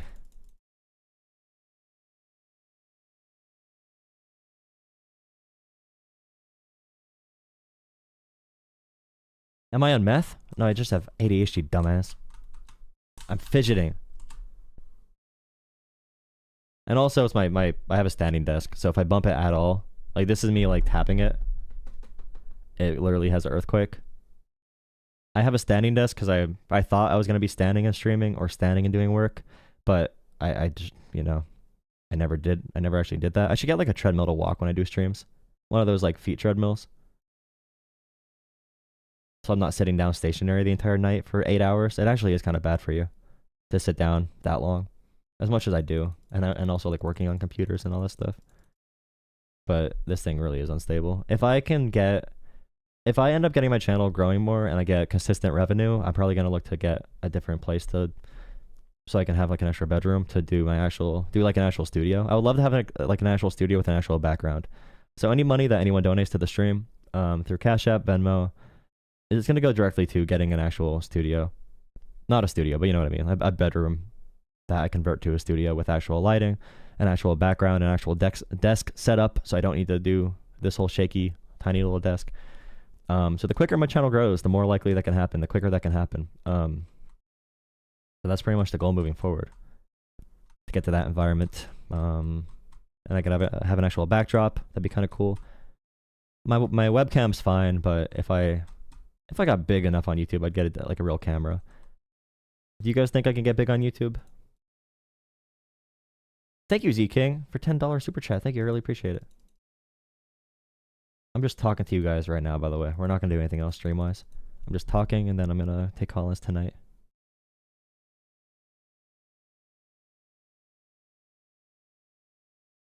Nice. I did not get a donation on Cash App, by the way. I thought I got a donation on Cash App. I was going to say thank you. But someone requested money. You're funny. You're a funny guy. Thank you for the $10, E-King. When you suspend federal programs before analyzing spending and still don't have an actual healthcare plan after campaigning for 8 years on repeal and replace, damn, bro, that's crazy. Yeah. They don't know what policies or government spending does. People love it. Like Republicans today were talking about like food deserts and pharmaceutical deserts. Like they love government spending when it's for their constituents, obviously. Wait, sorry for the knee-jerk reaction. For what?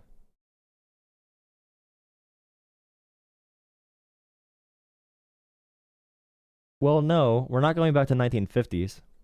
We're not going to 1950s. Remember, we're going back to the 1890s. Trump said the 1890s are the most prosperous time in American history. You know what kind of like little weird incel child you need to be to even talk about the 1890s of being prosperous, let alone to advise the president? Do you realize who needs to be talking to Trump for him to think that? The 1890s was the most prosperous time for American workers, the Gilded Age. They called it the Gilded Age because it was perfect. They called it the Gilded Age because it was perfect, guys. That's why it was gilded. It was perfect.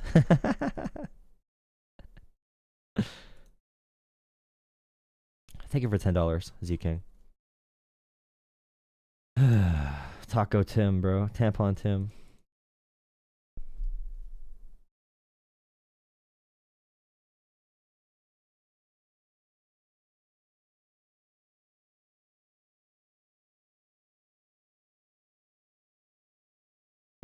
You have that room divider now? Yeah. The room divider helps because you want to help my struggling, growing channel. Does someone... Thank you for the €2, Ghetto Greg. Trump's your daddy, bro. I mean, thank you. I appreciate that. Say it again. I did not... I don't know what you just super chat me. What is the conversion rate from euros to USD? Is 3 USD 2.5 euros? USD to euros.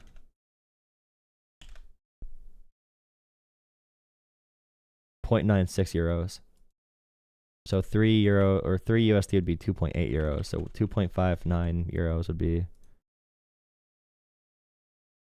or 2.49 would be 2.59 American dollars. Interesting.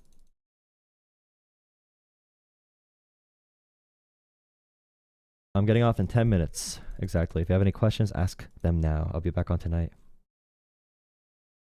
Both parties are the same thing? I wish. Now, if you're convinced that both parties are the same thing, you need to really watch my channel because it's one of the worst opinions you could possibly have. And I'll explain it to you very specifically, very pointedly, very directly why that's a bad opinion. We can talk about it for sure. We're back down to 42 channel members, by the way. And again, it's $3 a month, okay? $3 is $3, I know. But if you have $3 a month and you watch my content for hours and hours and hours and hours, okay, I'm providing a good amount of content for you. I'm also doing extremely terrible conversations with people and having to argue with people and get harassed and all that kind of stuff. So doing any type of support really helps me, especially channel memberships. One, because it's visible. So having your name be green in chat with a badge shows that I have support. And also shows that, you know, it's something worth supporting. It shows your support. I could add emotes. We're going to have emote votes to vote which emotes we should add to the memberships. You get special customized emotes.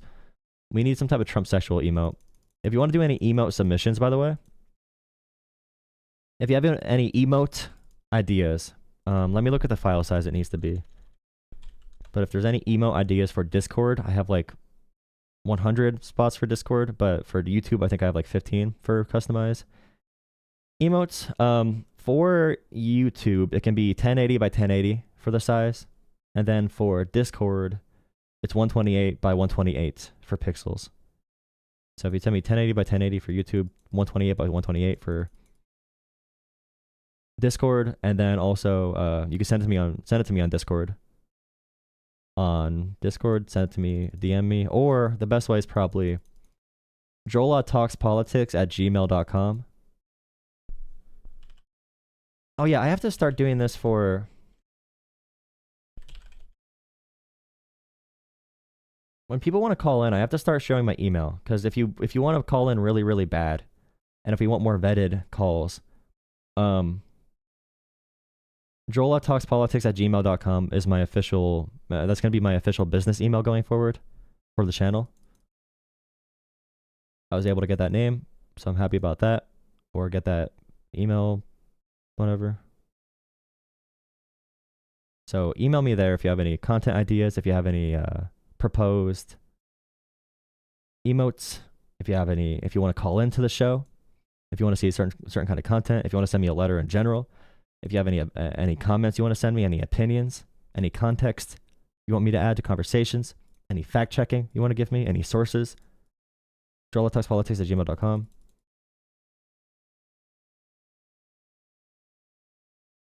Bob Loblaw. Bob Loblaw. Okay. Blah blah blah. Blah blah blah. Is that supposed to be like blah blah blah? Like blah blah? Like blah? Is that the point of your name? Like blah blah blah. Like this?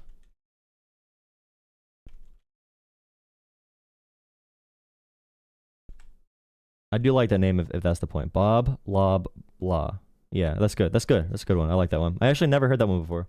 I'm surprised I never heard that before. That's a good one. When you get paid, you're getting a membership. Thank you. I appreciate it. But also, again, if you need to like,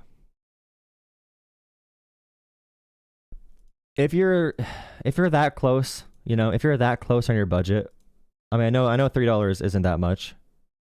Like $3 is pretty small, but I think it's $2.99. Much better deal than $3. $2.99. $2.99 is much better than $3. Much cheaper. 1 cent cheaper. Much cheaper. But if you're that close on your budget, where like if you're that close that $3 can make an impact on your life, then don't become a member. Okay. If you're that close that $3 will make an impact on your life in a real way, then do not become a member. Okay. Do not do that. But if you're just waiting because you're just like, some people don't want to spend money till they get paid. That makes sense. But just do not, if you're in a bad financial situation, do not donate money. Do not do that. We have enough people that watch this show that are in good financial situations that can donate money. And I call upon you that if you do have the room in your budget to donate to the show. And I do get donations through Cash App, by the way, and Venmo and PayPal at Joel of Politics that you don't hear about. But if you like send a donation through Cash App and you want me to say it on stream and give you recognition, tell me that in the message when you send that through. Or I can't really do much on that. But yeah, just tell me you want me to say your name on stream or just like say thank you on stream. Because a lot of times if you donate through Cash App, you want it to be confidential. But yeah, give the reason for why you're donating if you have a reason for it.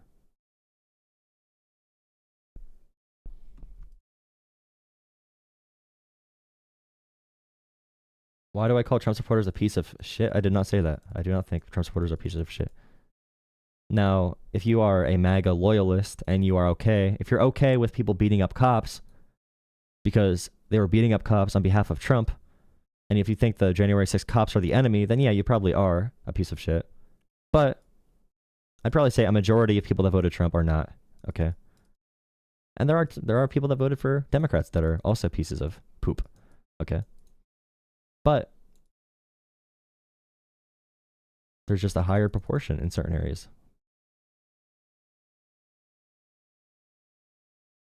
Go back to what? 7 feet tall. I am 6'2". Is 6'2" tall? I think 6'2" is like above average, but it's not like...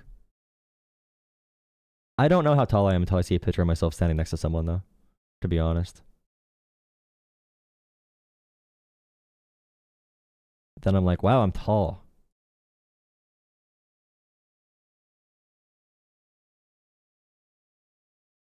I like 6'2", though. I feel like anything like higher is too tall. 5'9" is average. Yeah, like I think 6 foot to 6'2" is like the peak height. Or like 5'11" to 6'2", and then like if you're gonna be like peak, and then like 5'9" is peak, and then like 4 foot is peak, and then 7 foot is also a peak. Because all men deserve respect. All kings. All are kings. Short kings, tall kings. You're all kings. Okay? Remember that. My PC specs are fine. Okay? I don't know. Okay. I don't know how OBS works. I have a 1440p monitor. So I run my base resolution at 1440. For OBS. I run my frames at 30. And I stream at 1080p. So I'm not sure if I need to move my base resolution for OBS to 1080 to make it less memory intensive. I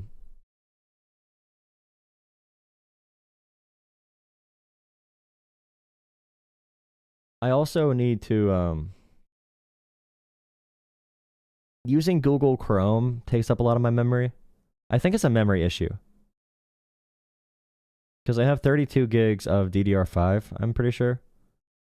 But the memory is always the thing that blows up on me when I have a lot of tabs on Chrome, because Chrome is very memory intensive.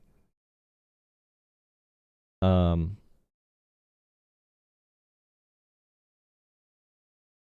have an i9 16. Wait, crap. Am I doing encoding through my GPU properly? I need to look at that, actually. I think I am, because my GPU is a 4070. I have a 4070. I don't know what build, but I have 2 sticks of 16. I'm pretty sure. So total. Why does it say this, for example? It says total physical memory. So RAM is 32 gigs, right? RAM is 32. Total physical memory is 31.8. And then available physical memory is 16.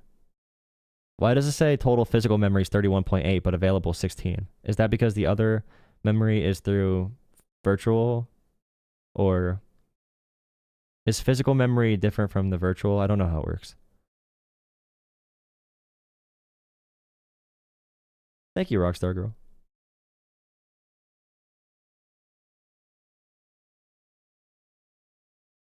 This guy seems like a nice guy.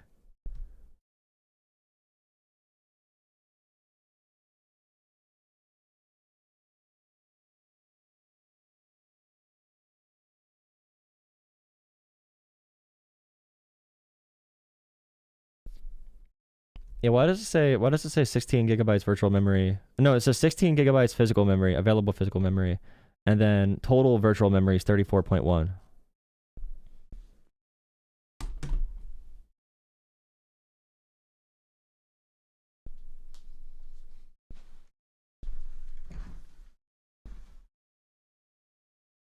How would it be in the wrong slot though? I don't understand that. I don't understand how it could be in the wrong slot.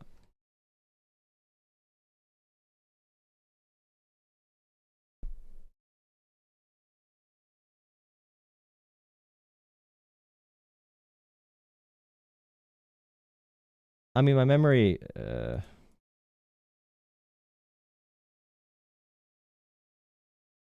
yeah, why does it say I'm operating at 51% memory when I'm at, like, if I have 32 gigabytes of RAM,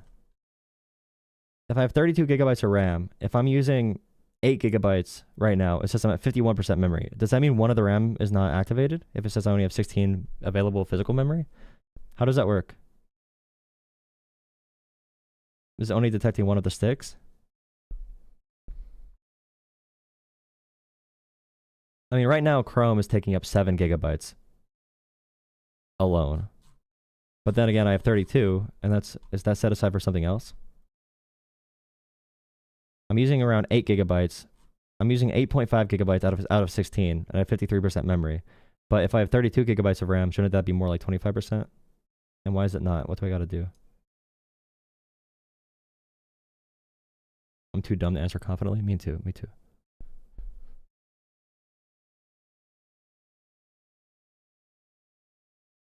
Well, I don't want to give away my information because my other info is on this page.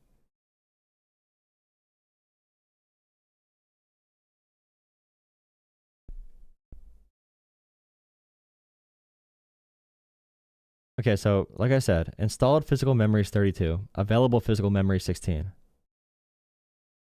So why is my installed RAM different from my available? Why is my installed full memory 32, but my available is 16? My motherboard is not properly recognizing all the RAM? Incorrect BIOS settings?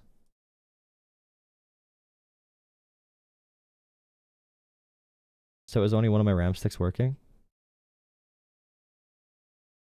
Is it a Windows issue? Memory hole remapping? Wait. Hardware? Is it hardware reserving my other 16?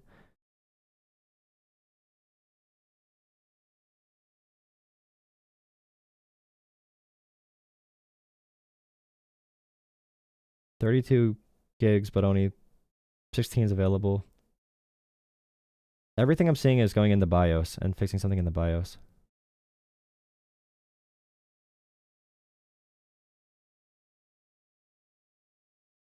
So one of the sticks is not working. Is that what that means? One of the RAM sticks can be bad. Would I need a replacement then, or do you need to reset it? Or that might be why my computer's having issues then. Because if I only have available 16 gigabytes, then I'm kind of, my specs for my OBS is set for if I have 32. I mean, if you're on Discord, tag me. It says I have 32 installed. It said available physical memory 16 and available virtual memory is 8, but the available physical memory is half my physical, yeah, available 16, my installed is 32.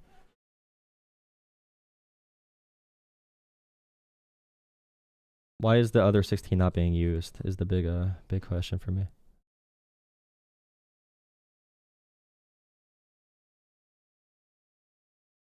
How much is used?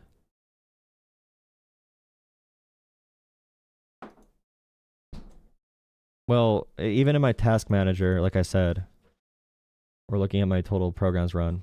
I'm at 8.5 gigabytes of total memory being used right now, and I'm at 53% total memory cap.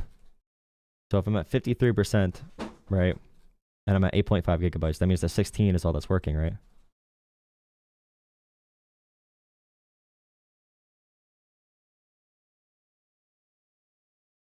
Oh, so I could have 16 used and 16 available? So how do I make it? How do I make all 32 available? Is that a BIOS issue? Do I need to go in there and make sure that it's being detected properly, or change one of my settings?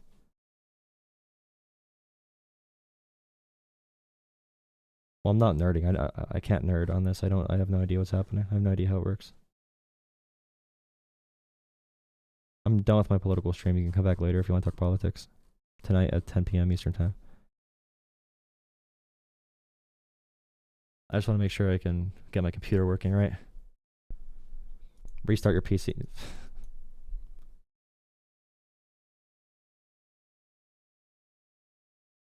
Seems like it might be a BIOS issue. Gotta go and make sure things are being detected right.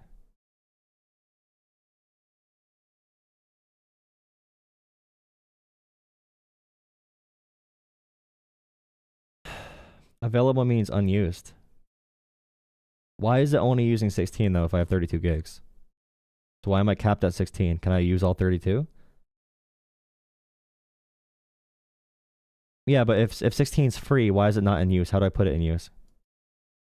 Because it's not currently working. My memory is working as if I have 16 total. It's not accessing my other 16 for some reason.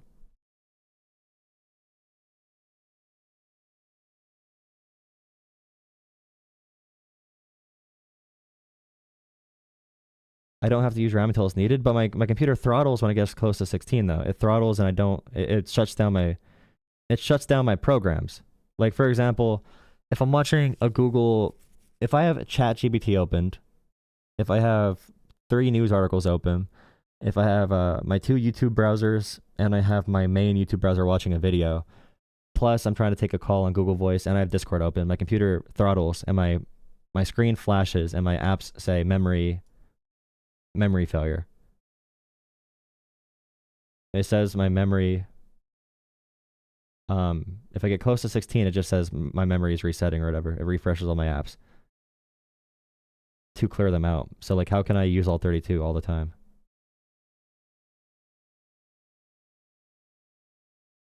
Hi Sprig, I'm asking a computer question right now. See if I can fix this issue I have with my computer. How many tabs of Chrome? You can't? Why would you have 32 gigs then if you can only use 16? I'm confused. Because my other computer was 16, used all 16. So why can I not use all 32? Or is it always half?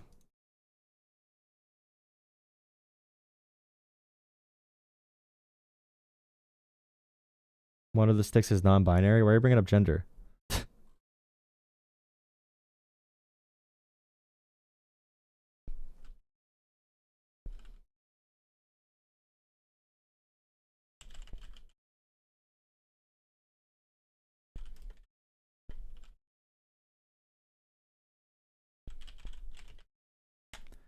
What kind of keyboards do you guys prefer? What kind of feeling? What kind of sound do you guys like? Do you like tactile?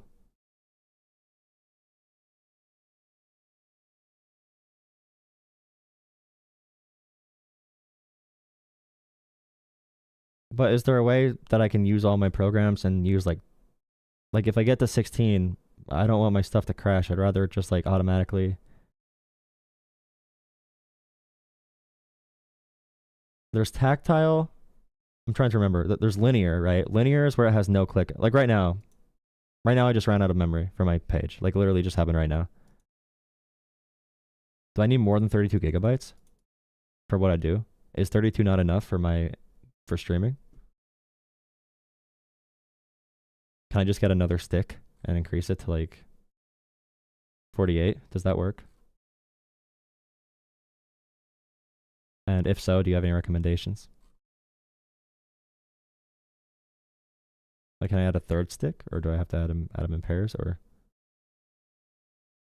You like membrane for typing, mechanical. Right now I have the what is it called? I have the Aqua switches. I have HyperX Aqua switches. Let's tactile. Yeah, that's tactile. I like tactile. Because I don't like the clicky click. I also don't like the linear. But the tactile, it's probably an ADHD thing. It just feels like it's stimulating. Yeah, I like tactile. Yeah. I tried linear. Linear felt too floaty for me. So like I was playing games I couldn't like. It didn't trigger in my brain when I pushed certain buttons in games. I need pairs of RAM. Yeah, I like the clicks too. It's like a reward for like if I'm typing something really quick. Experience that. Oh, crap. I love this. I just love the sound.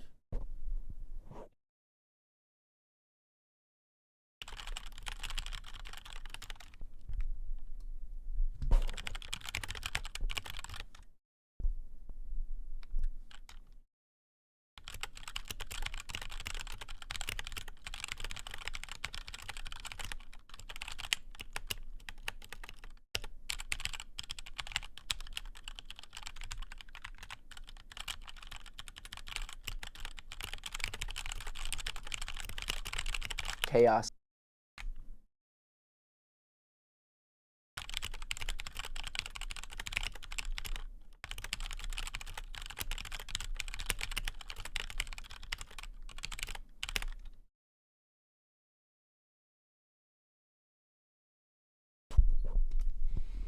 It's still.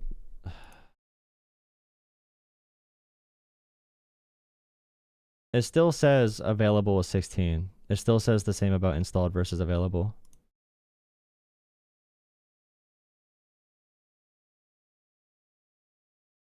If I go to Task Manager, Performance, can I see how much is reserved for the hardware? Task Manager, Performance, 18, 16. Available is 18.5. Committed is... So if it says cached, if 13.7 is cached, 13.2 is in use, compressed. That's what it says. 13.2 is in use, compressed. Available is 18.5, and cached is 13.7. Slots used 2 out of 4 slots used. Speed 4800.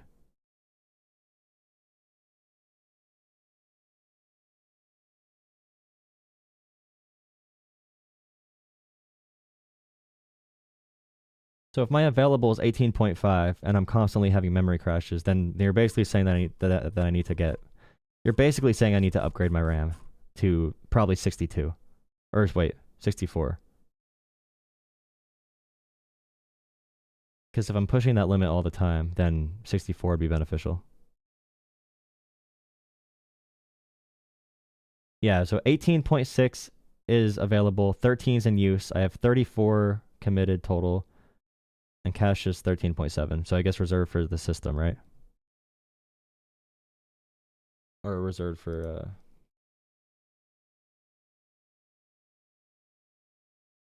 the hardware.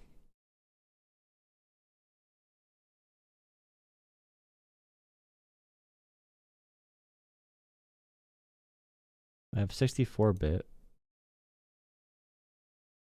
Right. That's standard, right? That's standard. There's no way to have a 32-bit computer nowadays, right? I don't even know how that works.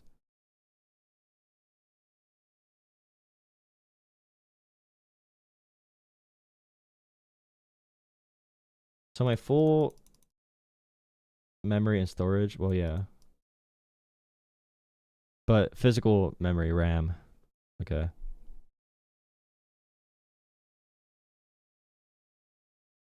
It's 32-bit Minecraft.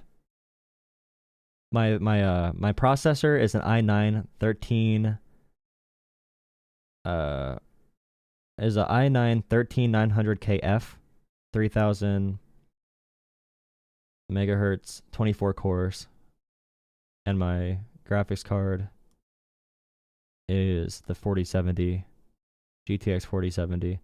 So my bottleneck is definitely the memory for streaming.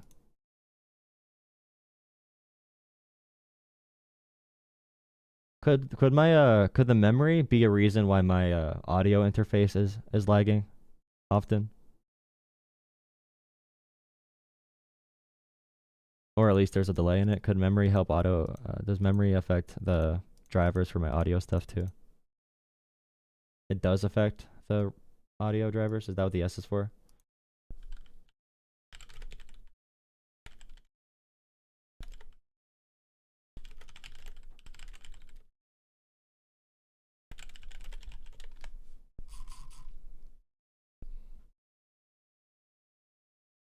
So if I have all my other, so my latency issue that I'm having, see, this is what I'm confused about though, because I had a weaker computer before. Okay, I had a much weaker computer, probably. No, I'm talking about the regular, the RAM, the actual RAM, because it doesn't show GPU in here. It doesn't show GPU in the regular section. But my other computer was an i7 6700K. 16 gigabytes of RAM and a 980 GTX 980, and that ran fine with the same things I'm doing now, with no audio input lag. So that's another issue I've had, is when I use my audio interfaces, I have to use like a very specific driver to make sure my audio interface is not lagging, but it's not fully synced up with my voice. My other computer was perfect, but I can't even use. I used to use like in-browser services to record my voice, and now that has lag to it on this computer, which is a lot stronger. My old computer has no lag. I could put my audio interface into my laptop and have no input lag from my audio interface. But for this computer, for some reason, this computer only, so I'm guessing it's software. This computer only has an input lag with my when I'm recording or when I'm using another application like Soundtrap or like Band, whatever it's called, Band Labs, that kind of stuff, or even just like Google Voice. I get a lot of delay on that. So I don't know if I just have a weird allocation issue with where my memory is being used, or is your name an adult thing? Yeah, nicknames.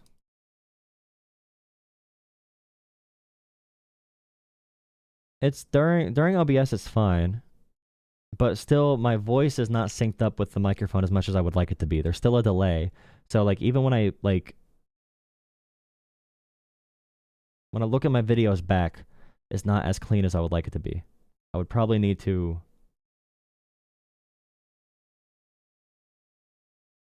there's something causing my computer to not function correctly there. So like Soundtrap is an application that's in browser for podcasting or for music. And my drivers are definitely up to date. I know that for sure. But like I was saying, like my Soundtrap, I'd have zero issues. But also I have an issue with my power with my I have an issue with my audio interface, that my audio interface like cuts out sometimes and has memory and has a power issues. So it'll start like, I'll hear like a distorted noise, you know, every now and then, and have to replug it and plug it back in. And I have issues with it maintaining consistent power. And I tried different USB ports, but also I need to use a lot of USB ports for what I do. So I don't know if there's a way to supplement the power for it, or if that would even help, or if I just have an issue in general with this audio interface, if that's an issue with the interface itself. Your PC's being taxed power-wise? Can I check what my power is that, you mean like a power supply issue?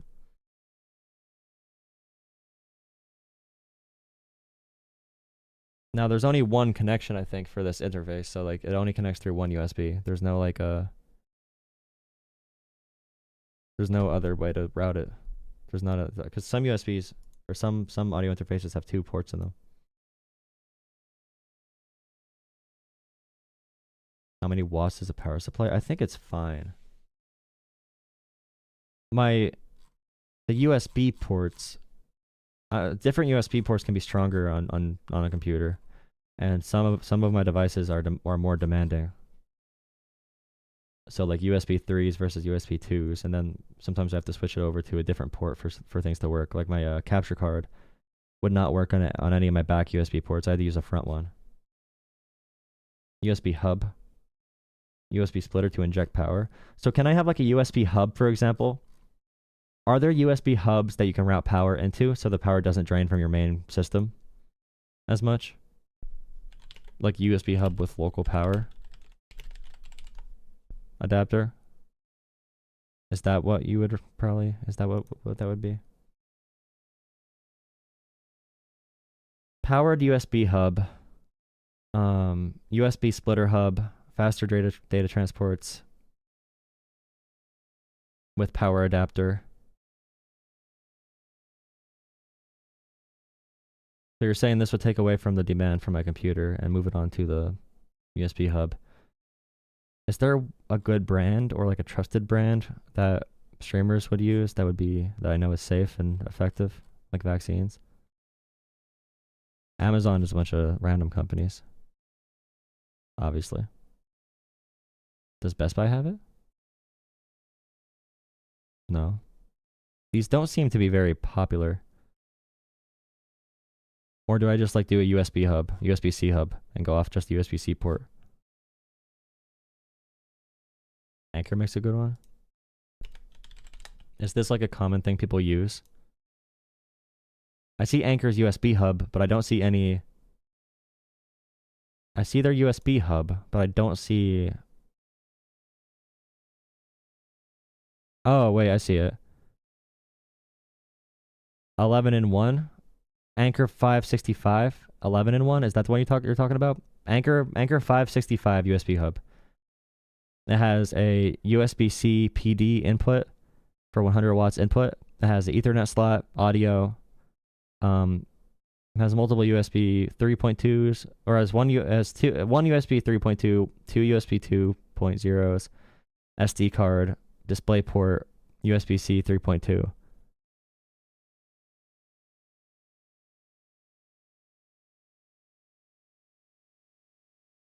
So this is $65 though, so that's a little bit of a challenge. Maybe that'll be my fundraising goal for tonight. I'm just gonna keep putting like specific things I need for the stream on my fundraising goal for my stream. Because this seems to be the best reviewed one. And it's like, the ones on Amazon are still $30 or $40. So I feel like for this it'd be worth it to pay 60 instead of 40 for a random company when I know I can get an Anchor one. There's a few different USB hubs. 200 watts? Oh. Wait, look up these 2 different ones for me then. Look up Anchor. Wait a second. Is this just a charger? Or is this a USB thing too?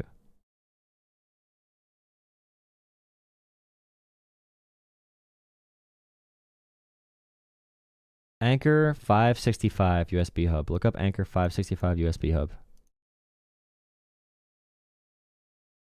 Yeah, I know there's thousands of hubs, but I'd rather get a good one for sure if I'm gonna get one. Anchor 565. Tell me if that would work. Anchor 565. It seems like that has an input. I wonder if that would help my USB hub. That would be so nice if I could fix this issue, because this is one of my most annoying things that I have to deal with while streaming. There's Anchor 555 too. 555, that's $50 versus 565, which is $65 obviously. The one I brought up before.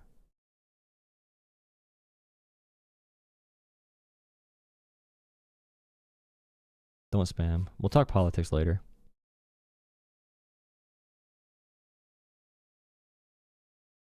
Honestly, Hubs is kind of a Mac. Oh, it's like a Mac thing, like because people buy it for their portless MacBooks.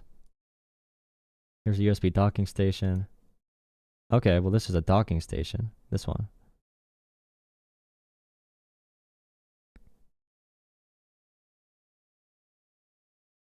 Oh, this one's $190, so that's not happening. Oh, yeah. This is for Mac. Because this one supports having 3 Mac displays extended. Yeah, it's more expensive for Mac. You're correct.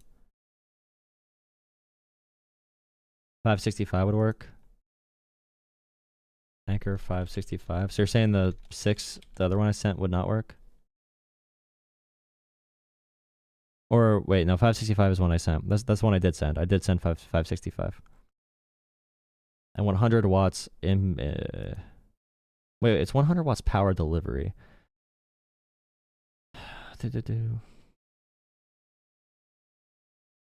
Multi-monitor display.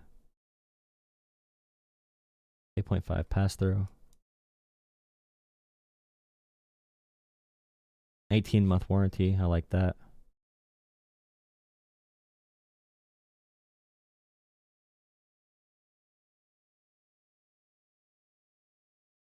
Get the $65 one. The 565 Anchor USB hub, USB-C hub. That would need to be a USB-C connection though. It's really short. I don't know where I'd put it. It's meant for Macs. So like you could look at the. I don't want to put it on here. Wait 1 second.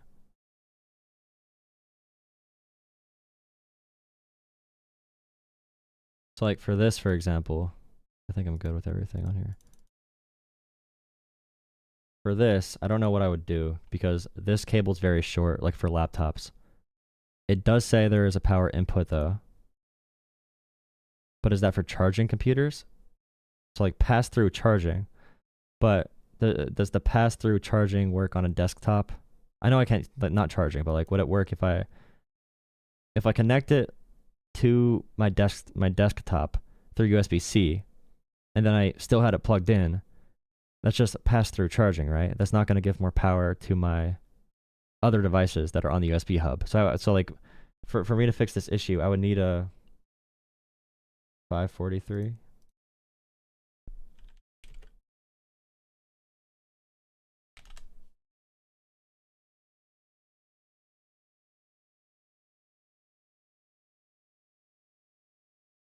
See, I don't know how that would. See, I don't. That's the issue, though. I don't know how this would work because my power and my audio interface. Okay, my audio interface has one USB-C port, so it wouldn't transfer the data to the computer. It just has pass-through charging. Because I needed to do my audio interface through one cable, so it needed to be like a USB hub that just has backing, like more power behind it. Anchor data hub? Is that what I mean? It's saying mostly for laptops, though. These are all for laptops. There's Anchor USB-C hub.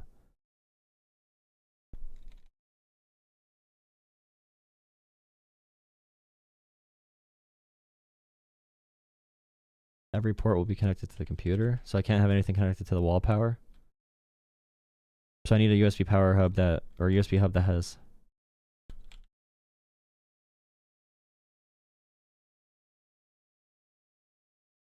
So I cannot do power delivery is what you're saying. I cannot do power delivery. With the...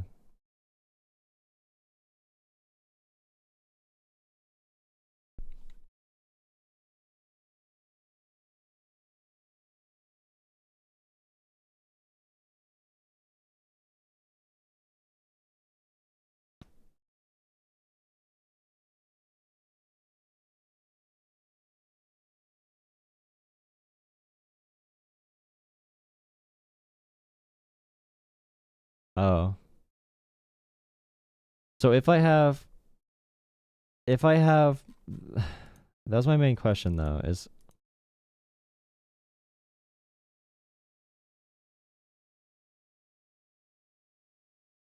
if you have this, okay, if you have this connected to the computer and you have wall power going towards it, will that help the devices be powered correctly through these other ports?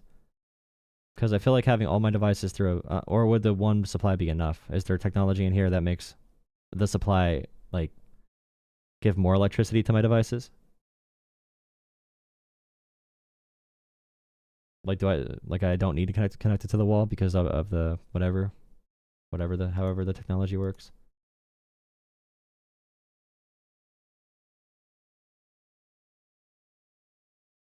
Anchor 7 port.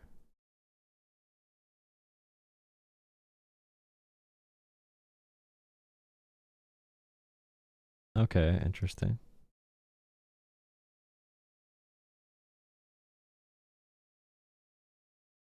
This is the 7 port. So you can charge through it. It'll connect. And why does one side connect to the wall? What is the purpose of it? Is that just for...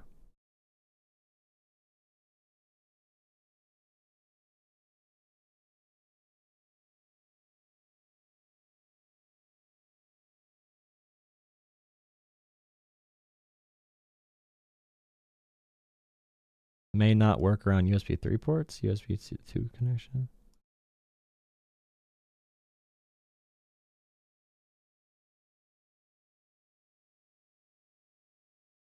Oh. USB 3. Okay, so this 7 port gives power to the ports through the wall and connects the data through USB-C, is what you're saying. And you think that'll work for the issue I'm having? It seems old, but if it works, it works.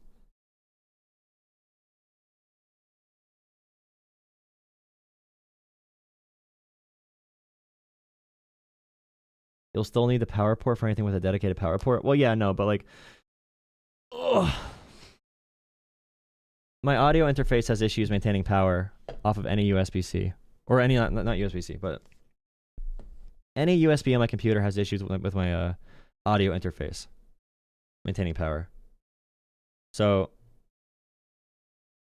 My audio interface is single connection, like this.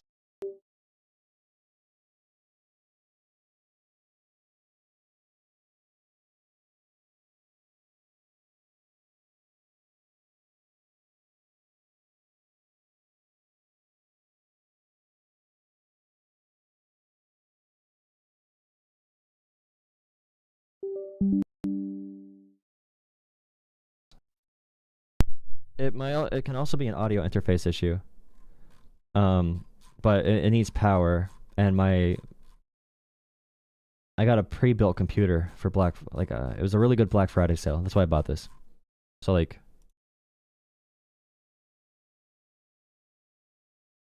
a year ago in November, well, yeah, in November I got this computer, 4070, GTX 4070, i9 1300 something, or 13,900 KF, whatever it's called, 24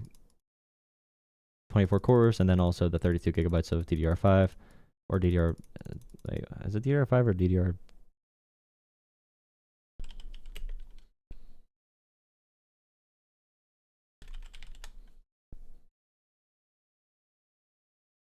It's probably DDR5. Yeah. DDR6 is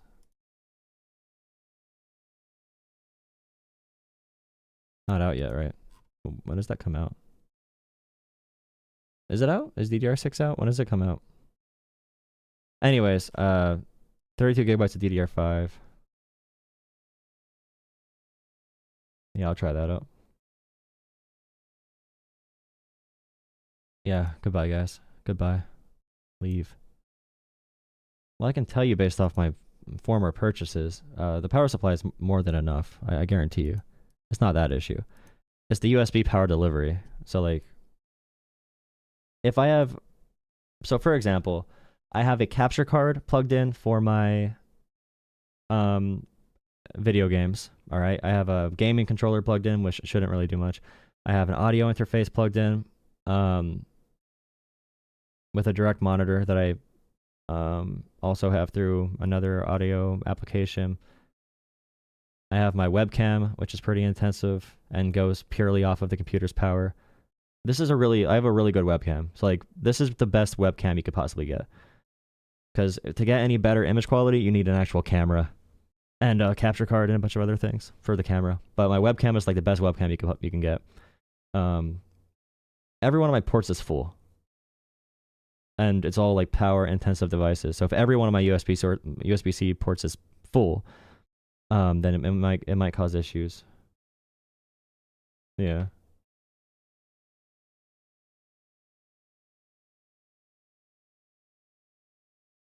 Well, here, I'll find my former, since we're talking about this, and I appreciate you guys helping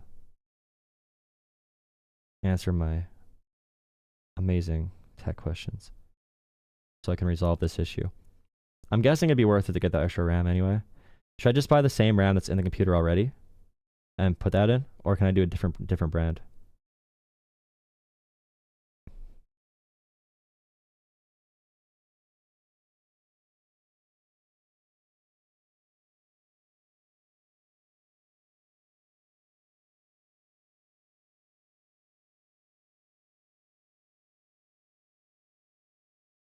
Same RAM, yeah.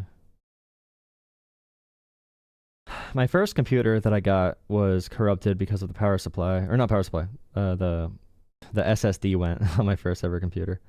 I also only have one memory. I have the memory slots in the back of this computer. What's it called? It's a new quick memory. So you could put the sticks in the back instead of actually like putting, what's it called? Crap. But I have 1 terabyte. I have a 1 terabyte SSD.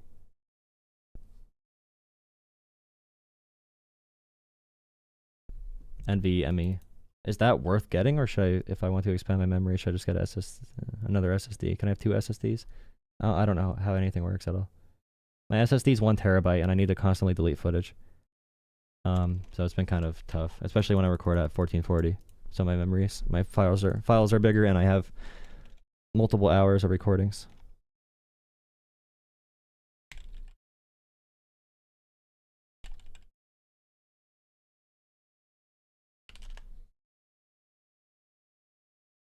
Yeah, my SSD, well, it was from a really crappy company. Now that computer's been working for a long time.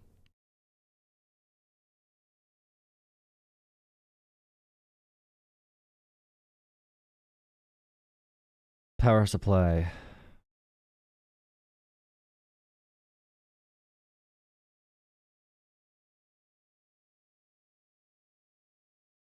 $700? Is that enough for...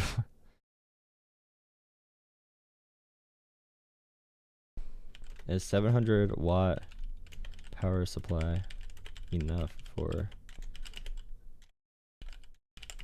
GTX 4070 i9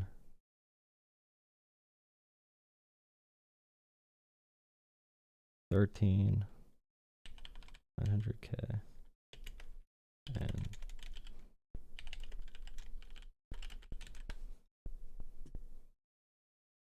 am I like pushing the boundaries for the power supply? Am I like...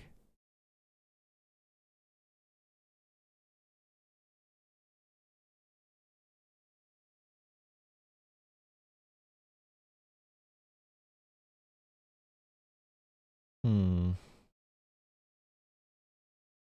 So if I... Is it 750? Wait a second. Let me see. I'll check.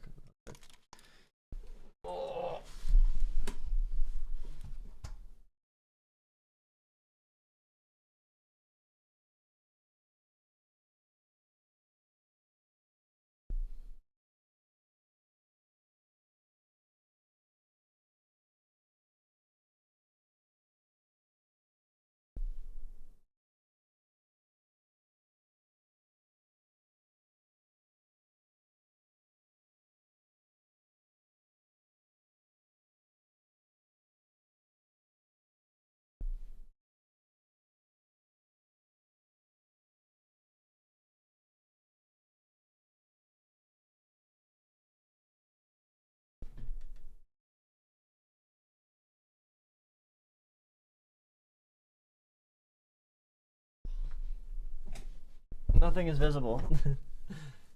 It doesn't say power supply anywhere.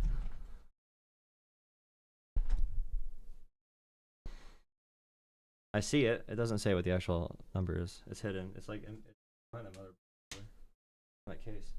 How do I see it? How do I see the power supply? How?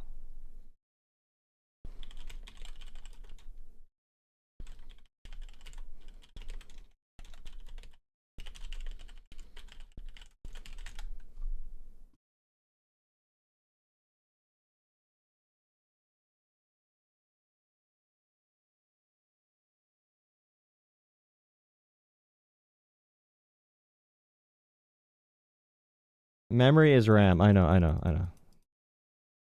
know memory is RAM and storage is. Yeah, I know. My language is not.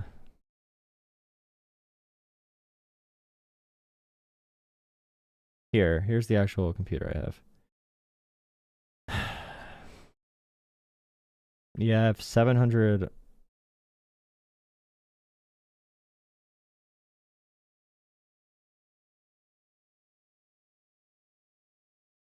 So my power supply might be too little, is what we're saying? Pretty much this is what the computer is. 1 terabyte NVMe, whatever that's called. Intel Core i9 13900KF, 32 gigabytes DDR5, 700 watt power supply, and 4070 RTX 4070. I still say GTX because I'm old. Not really.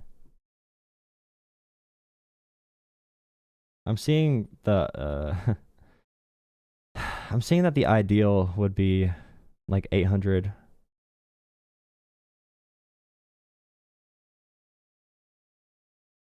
for this setup.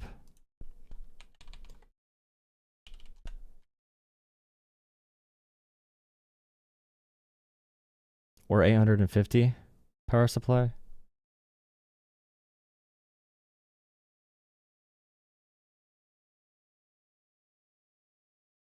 If I'm only using my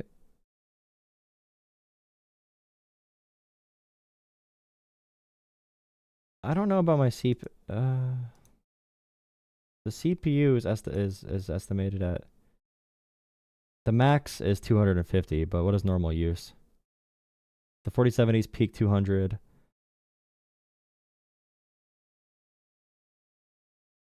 Can shutting off my RGB help?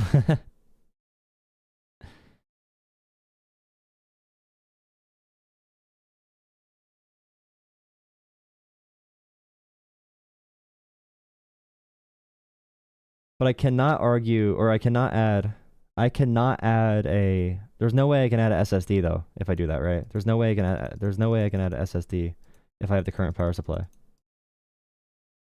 I can't really add, you know, even another memory, even 2 more memory sticks will probably be pushing it, I assume. But like my CPU right now, for example, the whole duration of me streaming, it does not go above 20% utilization. I don't know if that matters. My GPU stays at 40% my entire time streaming, and my memory stays at like 60% my entire time streaming.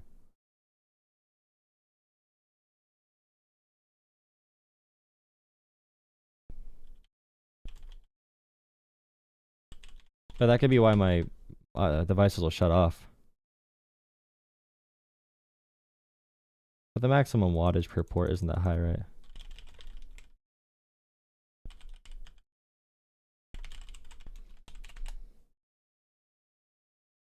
I'm sure everything matters, though.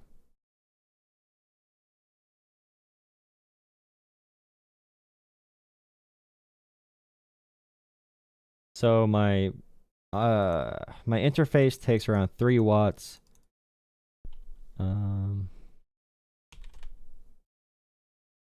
Or 2.5.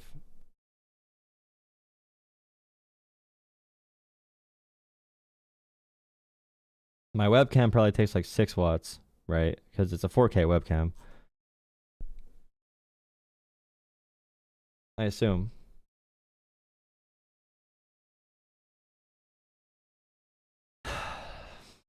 Okay, I'm trying to decide, and we could do this. We can continue this conversation in Discord. In Discord, I have a tab under the Jola questions tab or whatever that says technology questions. My big question is, okay. My big question is, so I should probably expand my memory. Okay, so when it comes to a powered USB hub, expanding memory, adding an SSD, and also because my storage is maxed out all the time. I assume that's not good. And replacing a power supply with something more powerful, which should be my top priorities.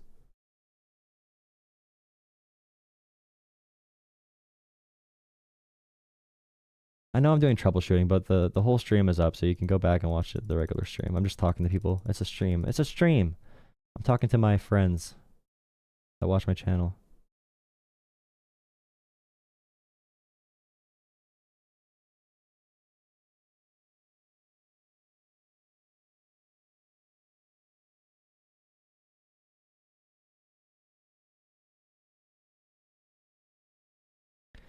The full-time return in office for federal employees, it's really dumb. It's stupid. They make the argument that Elon Musk is the most important person in human history, and he's constantly on Twitter and on a plane. And also just like on Twitter until 5 a.m. You can have a lifestyle where employees come in, for example, 2 days a week, or they come in 3 days a week in person for in-person meetings and anything that might have a utility. But the only reason you should do any of this is if you could prove the utility for it. Because you could prove utility for mental health, for productive employees, for happy employees, just for in general having a society where we should do less work in general. Because we have so many forms of automation that allow that to be a possibility. But you know, if I'm using a computer, my computer at home or a computer in the office, working from home 2 days a week is not an issue. 2 days a week is not extreme at all for office-based jobs that do not have in-person needs.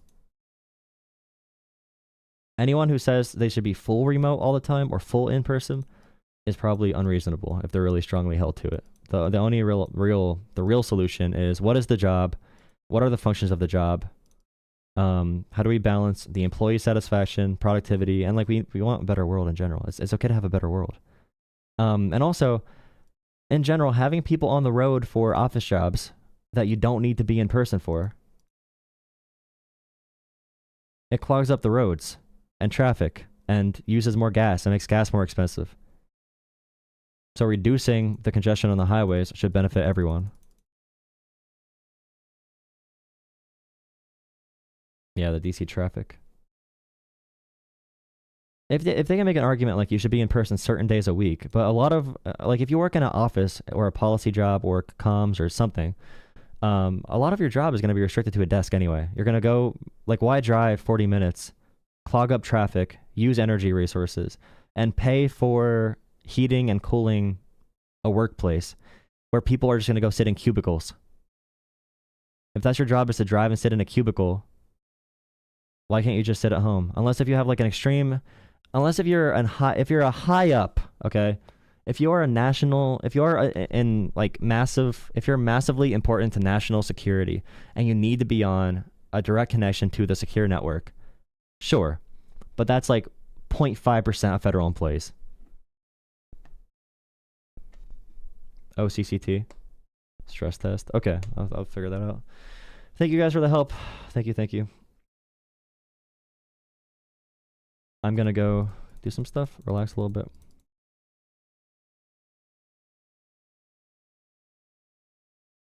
Well, yeah, they'll kill people. They'll kill us before they do universal healthcare. They will kill us before universal healthcare. That's why we need power in the system, okay? That's why working power matters. That's why organizing matters. That's why not giving away our entire capital, like all of our power in the system, giving that away to a handful of people is dangerous for all those reasons. They would kill us. They do not care about us. We are a utility to them. We are economic outputs to them. If we live or die, it doesn't matter to them. We are economic. We are economic inputs for them. All right, see you guys later. If you want to continue the conversation, join the Discord. We'll be chatting in there. I do need to update some parts of the Discord, but join the Discord. Get verified. Powered People Hub. Thank you. Thank you, Marissa. Exactly. We need a Power People Hub. Power People Hub. Bye, guys. I'll talk to you later. I did about half of the RFK hearing, so you can go back in the stream to watch it if you want to for the second half. Or, yeah, I think it was second half. Something like that. All right, guys. See you later tonight. There's the Discord. Hop in there if you want to. Thank you for hanging out. See you guys later. Thank you for the help.